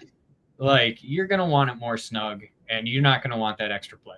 So you're a good enough rider where I think you'll be totally fine with it. And you don't want that extra movement there. So that's what I would say. Give Jeremy a little grace. It's happening to everybody. Yeah. I mean, Bees, you could even just look at the Source FC, and that's $1,000. Like, just do it. $1,000 for a binding, Curtis. How do you feel about that? I remember when bindings were like $180. I'll say this though: a lot of the gimmicks have been shaken out. There'll still be some things people will try, but stuff's built really well nowadays. And even though it might take some time, if something happens to these things, again, nothing, I repeat, nothing is unbreakable. But these brands are usually pretty good about honoring certain things. If you go out though and you break them by running them over with your car, or you like break a board by landing on a rock, that's not covered. That's not covered by warranties. So but go out there once you get your stuff, regardless of what you pay for it. If you pay $1,000 for a binding, I hope you're riding a lot. Get out there on the hill, go snowboard, use the crap out of them. If you get in 2-3 years where those things are beat and they're done, don't be upset about it. Be stoked that you freaking use the mileage on them, you know? Perfect. Nothing is unbreakable. No. Especially for guys, dude. I've seen guys break shit in the weirdest ways possible. Women, generally good on their equipment. Guys, they're Neanderthals out there. They get all tired, huffy and puffy, just start stepping on things and yanking them. And they're sweating a lot. They're getting tired. Drink some water. You'll be good. Drink some water. All right. We got one from Caden. I have the Ride Lasso Pro Wide. Only boot that doesn't hurt my feet, but the rigidity is just not enough. They're clapping so fast. Suggestions, Curtis? High instep, narrow ankle, wide forefoot, large calf. I would say it sounds like, Caden, you and myself, we're in a position where I don't have as wide of a foot, but either it sounds like you're going to go through more boots than most people, right? If you have to buy multiple pairs of boots, that might be something to consider. Nothing, again, lasts forever. But I would say that Ride Lasso Pro Wide, they don't make an Insano wide, but if you tried on the Insano and just didn't, like we said earlier, didn't tighten down that lower BOA as much, maybe leave it all the way loose. But for everything, for everybody out there, if you keep tightening a boa, it will tourniquet your foot. So it's like, don't over tighten your boas. You can, as long as you get the boot supportive around your foot. Caden, the only thing I would say is that if you are in like a stiffer boot, the Fuse actually is going to be a little bit stiffer than that Lasso Pro Wide. I would maybe try that and just don't over tighten the internal tongue tied system. What about a Trident? That's got triple boa. That's actually a good idea too, because it has the wrap liner, and the wrap liner will pack out a little more generously. That could be a good option, Caden. Try on the Trident and just don't over tighten the boas. Get them snug, but you just need them snug, because when you get into a binding, it will add support to what you're doing. And then with the boas, you can easily just adjust that on the fly. But if you over tighten your boots and they are a little narrow, that's going to compound the problem. So, I think the Trident TC, that's a great call. Just because the liner will give more and you get the adjustability. Yeah, because that way you can still leave that bottom just looser, tighten that top part, and then also tighten the ankle where you're not getting any ankle lift if you try to leverage out. So that way you're still getting a little bit extra support there. I would also recommend trying out like an Echo. That could work for you as well, where that bodes to a bigger calf. Otherwise, you could also try out like a Nidecker Kita as well, where that might actually work for you. I don't, off the top of my head, I don't know which ones come in wides, but that might also help you out. Or even like, how about a Thraxis? Do those come a little wider, or are they kind of more like the Insano Direct?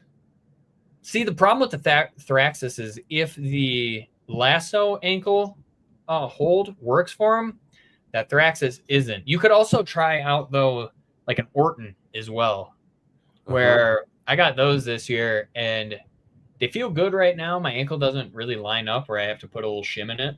But for the most part, it feels pretty good for me, where I was like, okay, like, might be a little wide for me, but I'm going to try to run them this year and see what happens. Because what about a Vans? A Vans like with the neoprene liner?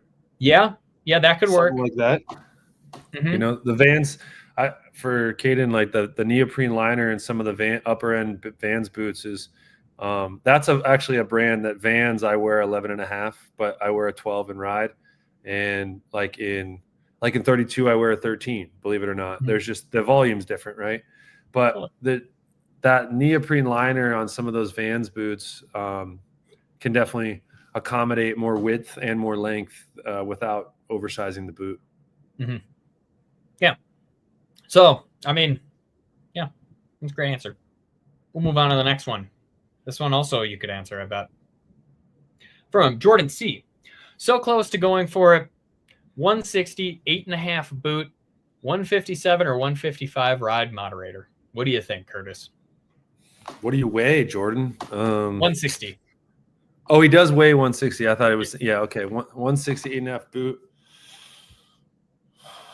It is a narrow foot, but I think the moderator is a good choice. At 160, man, I would be curious to know where he's riding more. I think the moderator rails a turn. Go either way. It's almost like Bernie's measurables right there, and Bernie rode either one of those. I think Bernie was on the 57 moderator. If you're riding more mountains, I would go moderator. If you're riding maybe some, you go 57. I would. I think like I'd be curious to know how tall he is, but I feel like 160, 8.5 boot. But if you go 8, you do have a small foot, so the 55, the side cut on the 55 might actually be more fun. But I think either one of those is a good option. If you're looking to ride more mountainous terrain, I would go 57. If you're looking to stay on the resort more often, maybe 55. That's probably what I would say. Yeah. If you're riding mountains, any sort of fresh pile, that sort of thing, 57. If you're taking it to the Midwest or riding on the East Coast where you're not getting as much fresh snow, I would go 55, keep it a little bit more fun and buttery. That's what I would say. But yeah. Agreed. All right. Ooh, another question for you. A lot of size 12 questions today, Curtis. See, these people exist in this world. I know. We just I'm haven't so been able to happy answer about questions. So we got one from Flame Broiled 91. Big Burger King guy, it seems like. As a fellow size 12er, what's the minimum width you'll ride at reference? 27.8? Are we talking about at reference, not at waist width? So we're talking about stance width? We're talking about waist width of the board at your stance. So you just kind of have to do some math of nose width plus waist width. All right. Divided by 2. For what this is worth, Flame Broiled 91. I look at boards for their waist widths, obviously in the middle. 262 is my minimum. I like 266, 26.6 or 266, right? So yeah, by the time it got to my bindings, it's probably around that 27.5, 27.9, somewhere in there. But I would say, yeah, I used to 260 or 26 was my original waist width that I was like, was on the Ride Dose back in the day, which was the wide DH, which I found the other day in storage and I still have it. That board changed my life. But then I went a little bit wider. And I think as I've kind of migrated into trying to ride more like good snow and maybe less rails and park, even though I still love jumps, I've definitely moved to wider waist widths. But 266, when I see that, or 265, that's when I'm like, this thing's going to be banging. And if I see 262, I'm like, yeah, I know I can ride that. I know it'll be good, but I know I can find my toes and heels on both sides.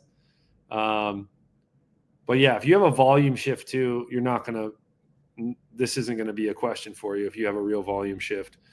But as a fellow size 12, minimum waist width, I would just say, yeah, 262 or bigger. My preference is 266 to 268, somewhere in there. And I think that's a good, for like standard length boards, non-volume, I size them like right around in here.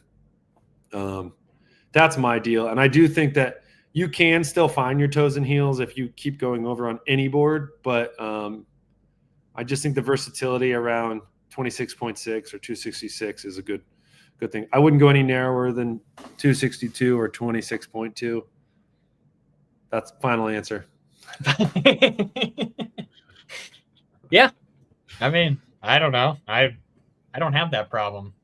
Toe drag's a myth. Toe drag is not a myth, bro. All right. We got one from Piotr Dabrowski. Emptied out the quiver last year. What do I pair with my GNU Gremlin for Mount Bachelor? Yes. Sick board. Yeah. What do you think? What's your 2-board quiver with a Gremlin attached to it? That's camber set back. There's taper on it. So, I mean, that's such a sick board I guess if you like camber, get a twin. Get something more twin-ish, right? Get something that's for your like sunny messing around day. But that seems like the Gremlin seems like the board you could use for it dumped and you want to like venture into the trees or go ride some bigger mountain. And depending on this person, like I don't know how much they weigh or anything, but the Gremlin, I recall, had some good snap to it. Like it's not like a super soft board. No, it's definitely that I could call it like the epitome of pretty much like a Banks Fallen board. You got that setback camber. You could power through anything and stand on that back foot, but still kind of get that nose up and wiggle it around a little bit where you're not just totally stuck in one line on it, where you can change that line. So I mean, like I would, like you said, I would go with something twin or directional twin, where like a Ride Shadow Band or an Algorithm Jones Mountain twin, something like that. I would probably err more on the side of a little bit more stiff than softer, just because of that snow. You don't want anything where you're going to just be pushing into that wet, heavy snow all the time and just getting bucked around. So something like that where you're going to have a little bit extra girth to it. Maybe an Aviator as well, or like a K2 Commonwealth would be a good choice for you. Anything I missed, Curtis, that you can think of off the top of your head? I like the shadow band drop in there, algorithm shape, but just a little softer. It sounds like, I mean, the Gremlin is going to ride the mountain really well. It's going to ride the whole thing really well. But I do think that something directional twin or twin-ish is definitely going to be a different but fun approach to the days as well. But yeah, I do like the idea of the shadow band in there, and of course the algorithm. The algorithm is going to have definitely more stability in it overall. So that's my pick. Totally. And that's why I was thinking one or the other. I'm not sure what he's really looking for, but you know, if you have that gremlin, you're gonna like something a little bit like higher echelon riding. So that's why I was like, you know, you can do either or, but depending on how stiff you want to go. I mean, if you're gonna go for like a yes board, go with like a standard or a greats.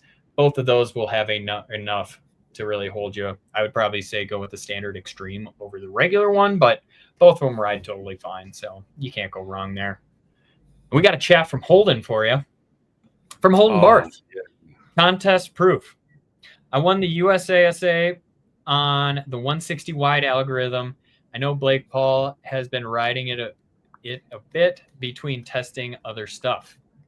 Congrats on that, Holden. I didn't actually get to see the results of your guys' contest that you and the Bomb Hole did, which I absolutely love that. That was awesome. Did you see that, Curtis, at the I did see him on top of the podium. I didn't know all of it was going down until after the fact, but I saw the picture of him on the podium. Yep. Everybody but Chris entered in USASA as the thing. Like every employee of the Bomb Hole, and they had a little contest to see who was the best. And me and Avran talked about it where, like, I think it was 2 years ago when we went, there were 2 people in my category. And I was like, so you got third. I could have easily gotten third. Well, it's like our boy Marty. He enters the USASA half pipe event, and he was the only one. So he did 2 cripplers and then just rode down the center of the pipe and won the contest because nobody else was in his age group. Let's be honest, though. Shadow is a ripper. He's a filthy snowboarder in almost every facet. The dude can ride rails. He can hit jumps. He can just go out in the backcountry and absolutely throw it down. AKA Tron. Yep, AKA Tron. Yeah. Marty he's fun to go with because he sees it like, he's what I say, like he still rides with his hair on fire. You know? I call him your tourist favorite snowboarder. Because like we'll be riding the mountain and it'll be a no jumping or a slow zone, and he'll just throw a backflip off of it with like just off flat ground pretty much, and right in front of like 20 tourists, and they're like, oh my god, that guy's pro, and they just lose their shit over it, and we're just sitting there laughing the whole time because he hadn't got any sleep from the night before and he's still just absolutely ripping. And it's like, all right, you got to go to work in 5 minutes. He's like, I need a nap. I'm like, you're all right. Yeah, you'll make it, bud. Dude, he's surprisingly consistent for such a wild card. You know? He really is. Yeah. And he's one of the smartest people I know, which surprised the hell out of me when I learned that. Also, straight up, shout out Holden, man. That guy followed us through all the side hits in Steamboat on the lower half of the mountain, and we had a day, man. Holden can rip. He's a full-on ripper. I get it that there's a lot of people who are super knowledgeable and love that and love snowboarding, but when it comes to actually using a blade, Holden can use a blade. Well, Holden, if you ever come to Summit, hit us up. I'd love to ride with you.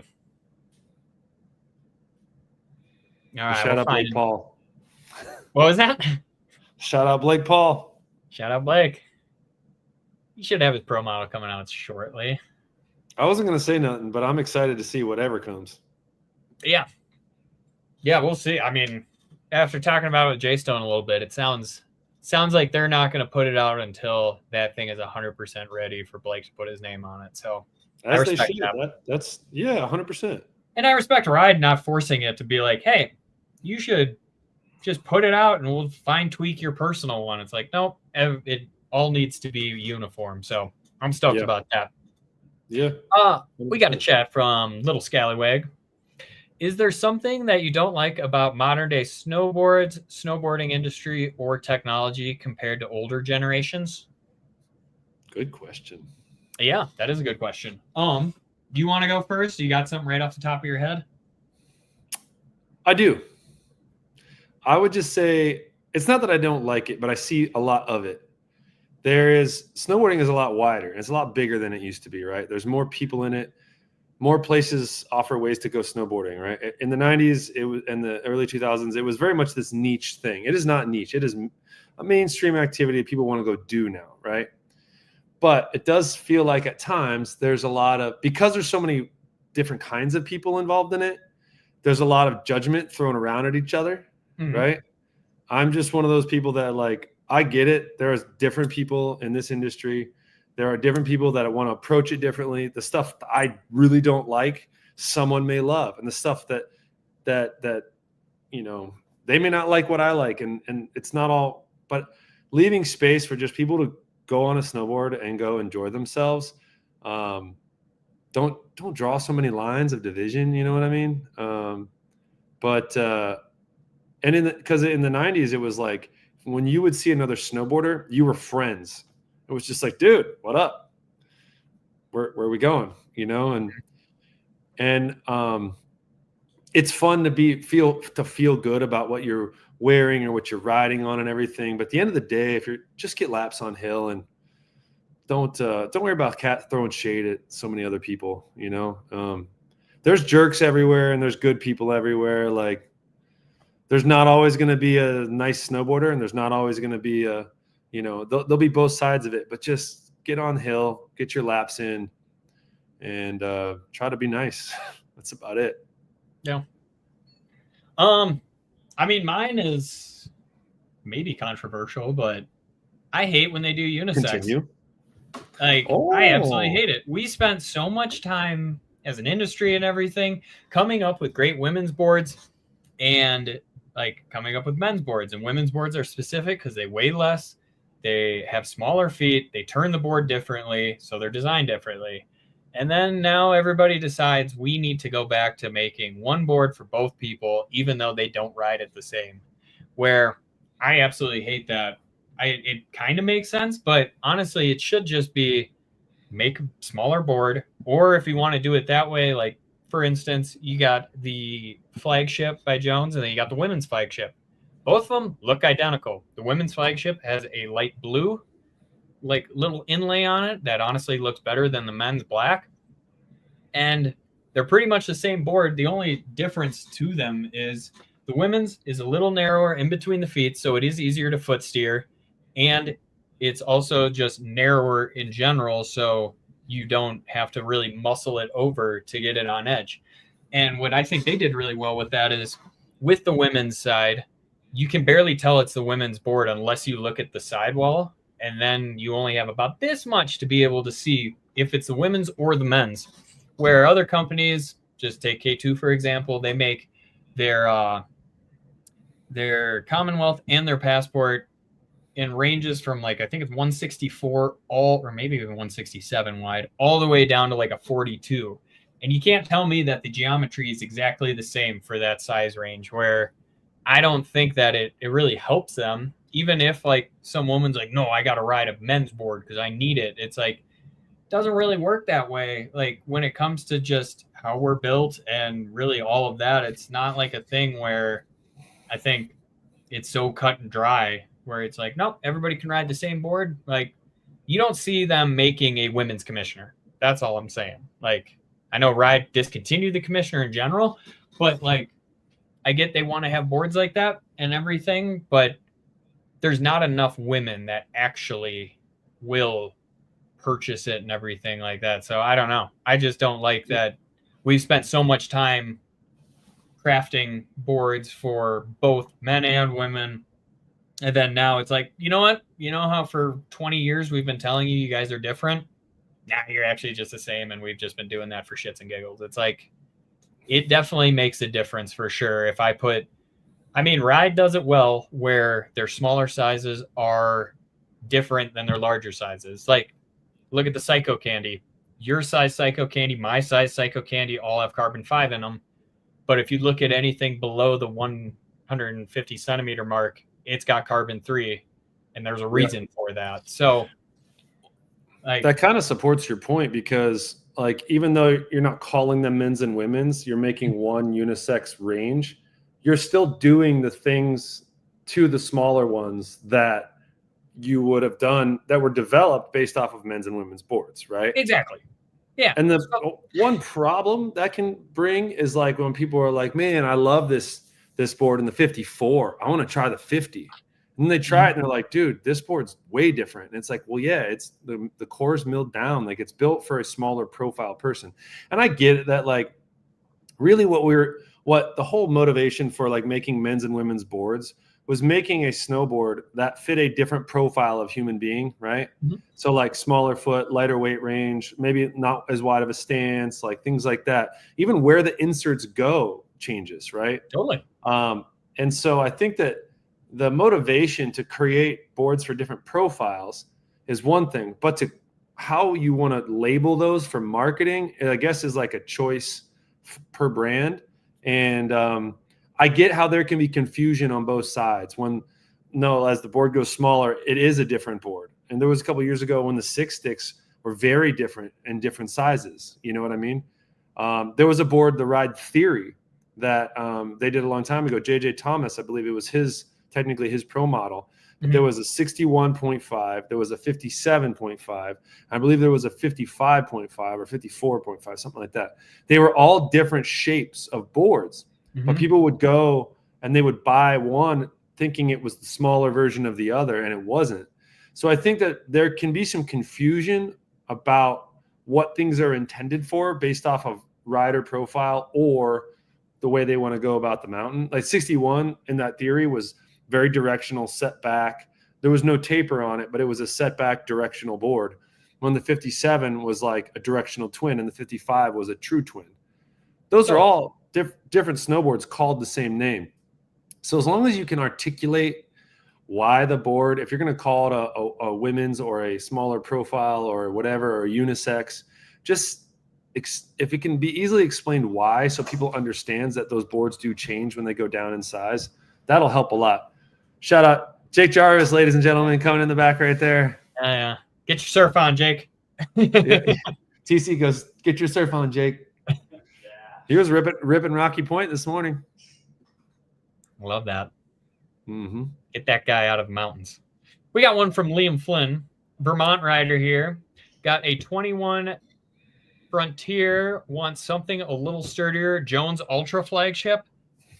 I think that's way sturdier. Like way sturdier. That's way sturdier. That's going from like a Honda Civic to like you're going an F350 now. So I would probably just go with the standard flagship. That's your next logical stepping point, in my opinion. But like, what do you have for a different brand that he could try out possibly? Think East Coast rider, so he's going to need some edge hold out there. Something sturdier. I mean, Ultra Flagship. I was just going to say the regular flagship is so sick, but totally. You know, and then it's kind of like, you know, deep fake to moderator a little bit in that thinking. Yeah. It's like the deep fake would be still a step up from that Frontier for sure. For sure. And it's like really good side cut. I mean, correct me if I'm wrong, but the moderator and the deep fake have like the exact same shape, same side cut. It's just different construction. Pretty much. But because of that, those boards have different personalities, right? So like the Jones flagship and the Ultra flagship, they're still going to have different personalities, even though they're for kind of a similar day. Mm-hmm. And I feel like going from the Frontier to an Ultra flagship is like going from like, and I drive a Volkswagen, okay, but going from like a Volkswagen to like a Lambo, that's a big jump, right? Yeah. And I say Volkswagen with love because I love Volkswagens, but or like an Audi to like a Lambo, right? It's just a huge, huge jump. But like the moderator would be versus the deep fake. If people were like, well, it's the same shape, it's the same side cut, it's the same this, why doesn't it feel the same? It's like because it's built from different stuff. Yeah, I mean, it doesn't have that metal sidewall. Yeah, the Titanol and all of that, like, and that board is awesome. Don't get me wrong, but like, you can't just casually cruise on a deep fake. But like the moderator, you can like cruise on that thing, and you can have a day, and then you can go hit big backcountry jump. You can ride big mountain with it, but it just that would be something to consider. I think a moderator would be really, really nice. I think if he's on Frontier, you could also like. I don't know, it's almost like maybe a Mega Merc or something like that in there. I don't know. I would go with the regular Merc over the Mega. Or regular Merc, yeah. You could also do like a pick your line. That would be very flagship-esque, but it does have that underbite or that mid-bite, so you do get that extra edge hold.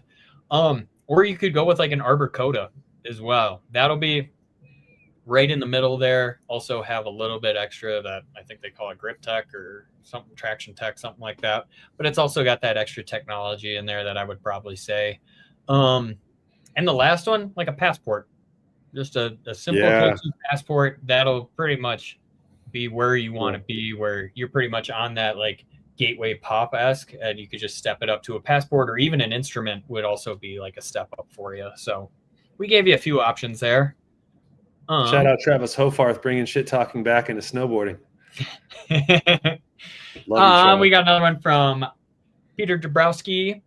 Test drove the black snowboard of death in a 165 wide this year and loved it. I'm 6'2", 190, but do ride harder. Do you think buying a 169 wide for a dude my size can work? It can, but that's a lot of board. Like the 65 wide and the 69 wide are going to be different personalities on the hill. They're different boards, even though they're the same model, right? You're 6'2", 190.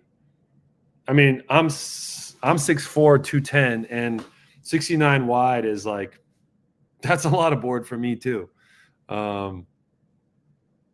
Yes, it can work, but I don't think it should be considered a swap for that board. I do still think it should be considered a different flavor. Even if it is the same model, it's going to have a different on-hill demeanor. It's going to want to go a lot faster. It's not going to be as maneuverable at slower speeds. That's my take, yeah. I think, yes, it can work, though. Sorry, I think bird just flew into my house. Oh, yeah? I heard that. Yeah, I did. I think I might have a bird in the house. Herbie, go check that out, please. I hope the bird poops on you. Move on to the next. What's up? Yeah. You got more for him? BSOD, that's a lot of snowboard already. Like, don't think you need to go longer. That's a 6'2", 190 at a 169. That's a lot. I would bail on that idea altogether. I think unless it's what you're looking for, but like that's a smaller percentage of person who needs the 169 wide. Totally. I mean, it's somebody who, like we talked about before, probably like 6'5", 280, like played linebacker for a while. Like that's a big dude board for sure. Not saying you're not good enough for it, but it's definitely going to ride quite a bit different. If you want to like really change the way that rides, mount your bindings back on a powder day and just on the 65 wide, and don't worry about getting a bigger board necessarily. Yeah. And we got one from BZ.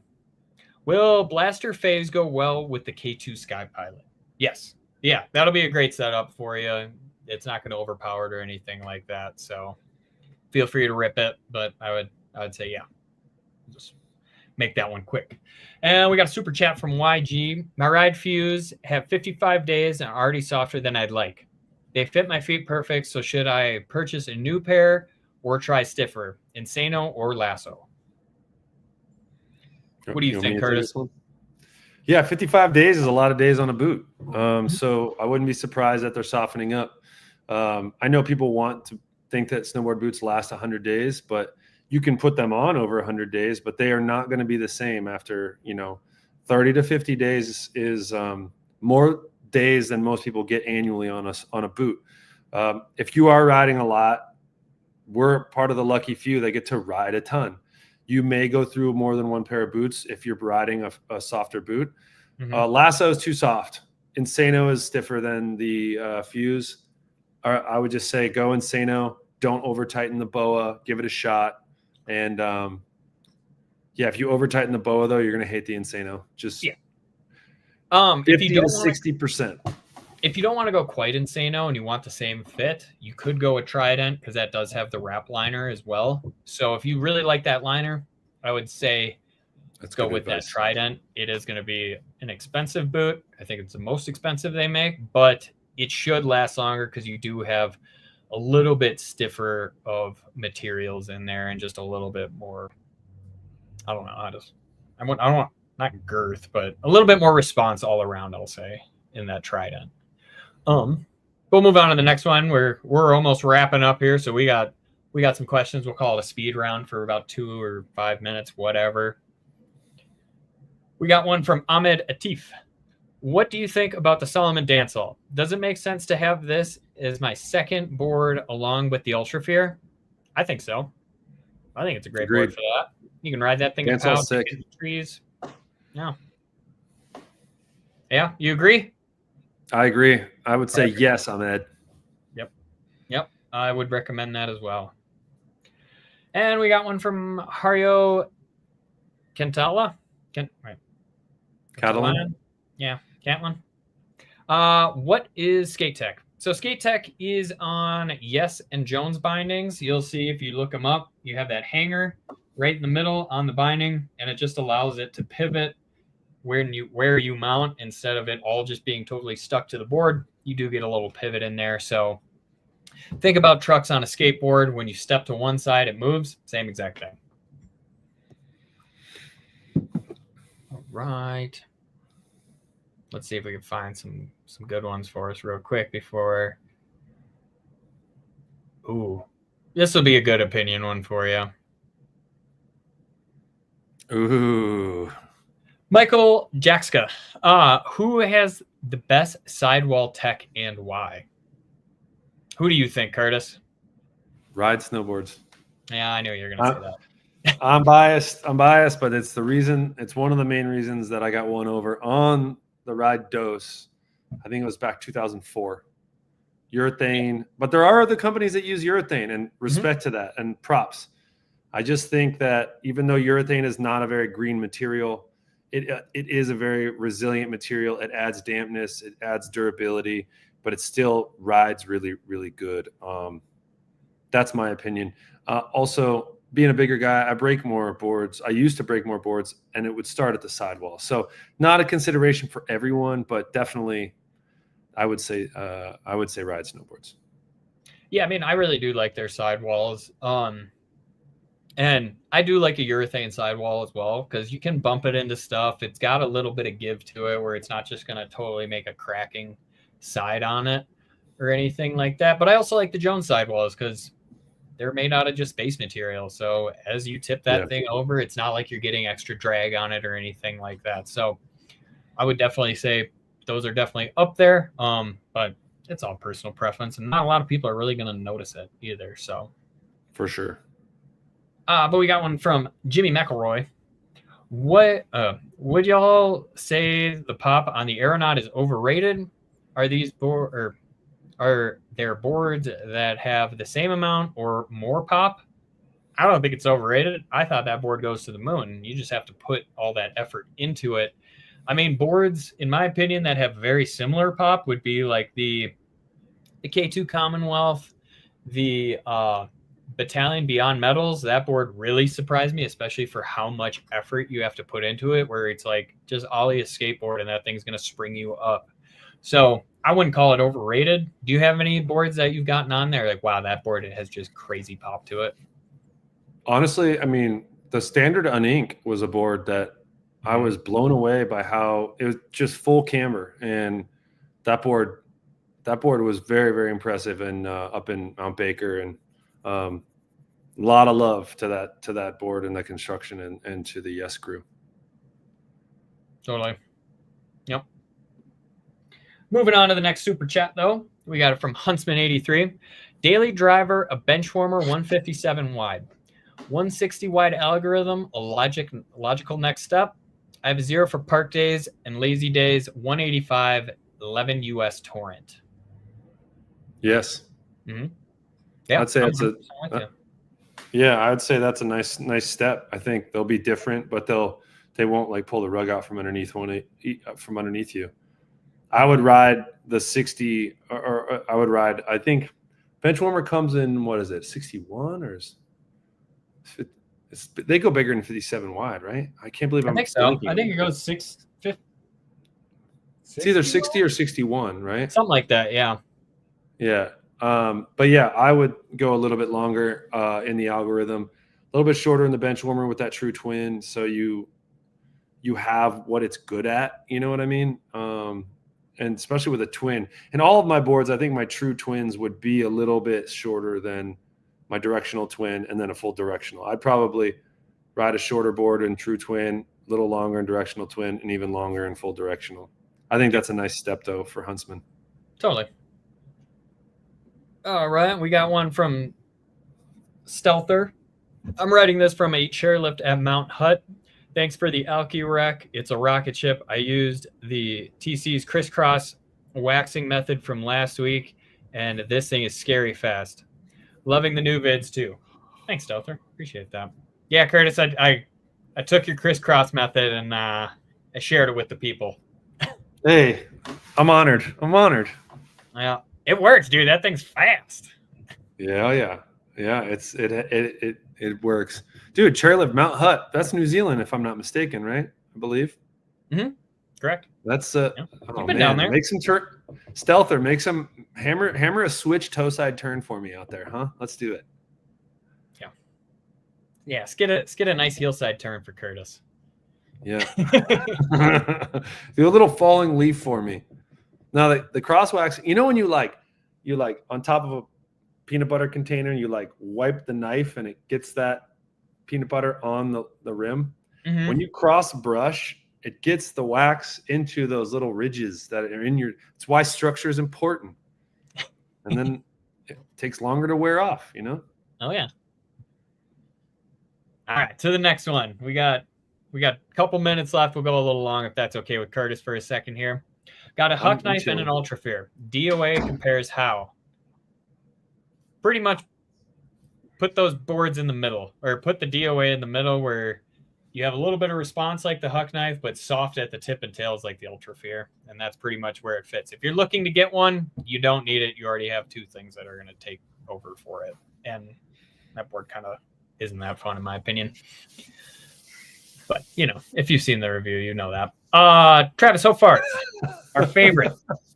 You think I could fit my size 6 tridents inside Kurt's boots? Yes. I actually think so. Worst case, Trav will take the liner out. You can definitely get him into the shell for sure. Mm-hmm. Oh, God, Trav. Goofy footed Ryan Fox. Yeah. Our favorite Zen sales rep. Sorry, Han. Brad guy, I have a deep fake. Would a Commonwealth be too much overlap? Good question.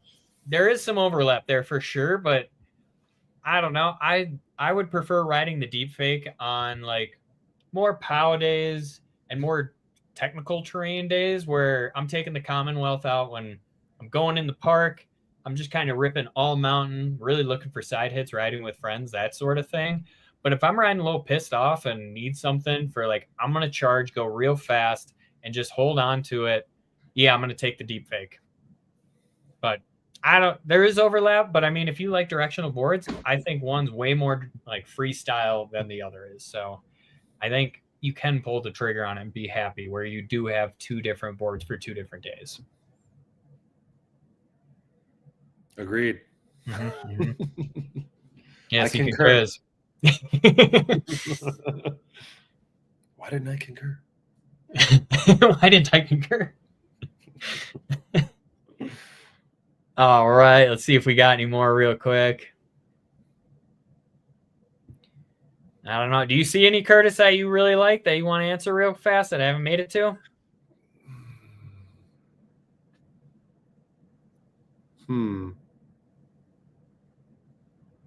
Okay, I got one. This will be the final one. It's a good question. Yeah, that's the one I just saw as you did it. Yeah. How the fuck do you pronounce that name? Bodhisattva. Yeah. It's Bodhisattva. That is a reference to Point Break. That is a Patrick Swayze image right there. Hence, I was going to say, hence the picture. This guy's a real searcher. Let's just say that. TC and Curtis, what's your daily driver going to be for 2026? But do you want to go first? No, after you. I'm interested to hear what you're going to be riding. So I would like to pick up an algorithm, but I did make a switch this year. I'm an algorithm 64 guy through and through. I love that board. But I'm trying a moderator 65 wide this year. So I really enjoyed the side cut on the deep fake. I think if it were 10 years ago, I would still be on a deep fake.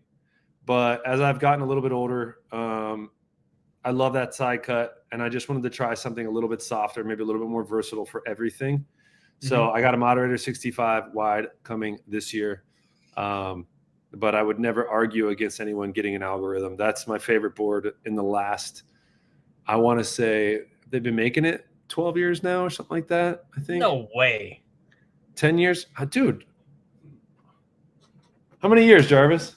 I'm not sure. Yeah. Machete GT before that was Yeah, the Machete GT was Okay, before that. yeah. That's what I was Yeah, getting. yeah, I was like, dude, they still had the Machete GT when I worked at Powder Tools, and then it like changed to the algorithm. I want to say maybe 7 or 8 years ago, something like that. 6, 7, something like that. Yeah. Something like that, yeah. But no, the algorithm is my number one. But I am trying a moderator 65 wide. I think it's important to try other shapes. And I know enough about the moderator I'm excited to get out and rip on that thing. It has a more active side cut than the algorithm, but I'm curious to see, between the sled or the resort, if it shines everywhere, then we shining, bro. Oh yeah. What's yours, TC? I think I'm gonna go with, I don't know yet for sure. Maybe the Commonwealth this year, or hi bud. I know you got to eat at dinner time. Oh. He looks so good. Yeah, he's a big boy. He's 100 pounds already. All that dick weight.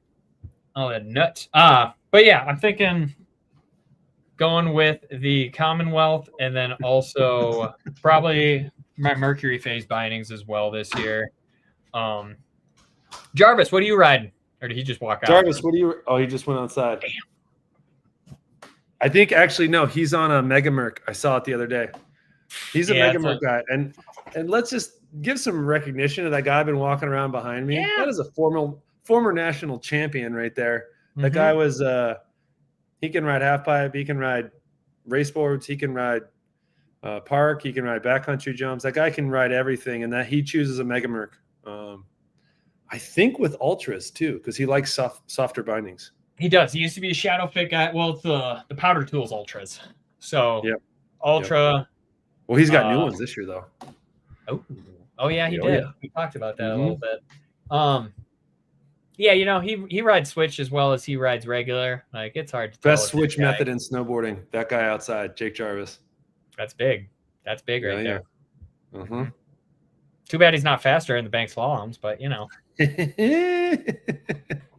We were talking about that last night. I think he's, don't sleep on him this year. I mean, if he rode his snowboard more than 5 days a year, I wouldn't, but he's only getting out there 5 days. So feel free to tell him that as well. But yeah, guys, we're going to wrap it up here. Really appreciate all the questions and stuff. If we didn't get to you, leave a comment in one of the videos that you have questions on, and we'll get to you. Make sure you click those links. Check out those links that we have in the description, cultural mystery links, all that jazz. I think Avran's still putting those down there. I don't know. I don't get to see that end on live stream, so I'm not sure. Thank you for joining us, Curtis. Go Browns. Good luck. Hey, thanks, man. Go Browns, and thanks for having me, Aaron. This was fun, man. This was fun. Go enjoy the surf. Winter. Enjoy the last bit. It's rainy here and just shitty, and all the leaves are starting to change. So, 78-degree water and sunny outside, bro. That's beautiful. But yeah. Sweet. Good to see you. Good to see you, TC. Later. Thanks, guys.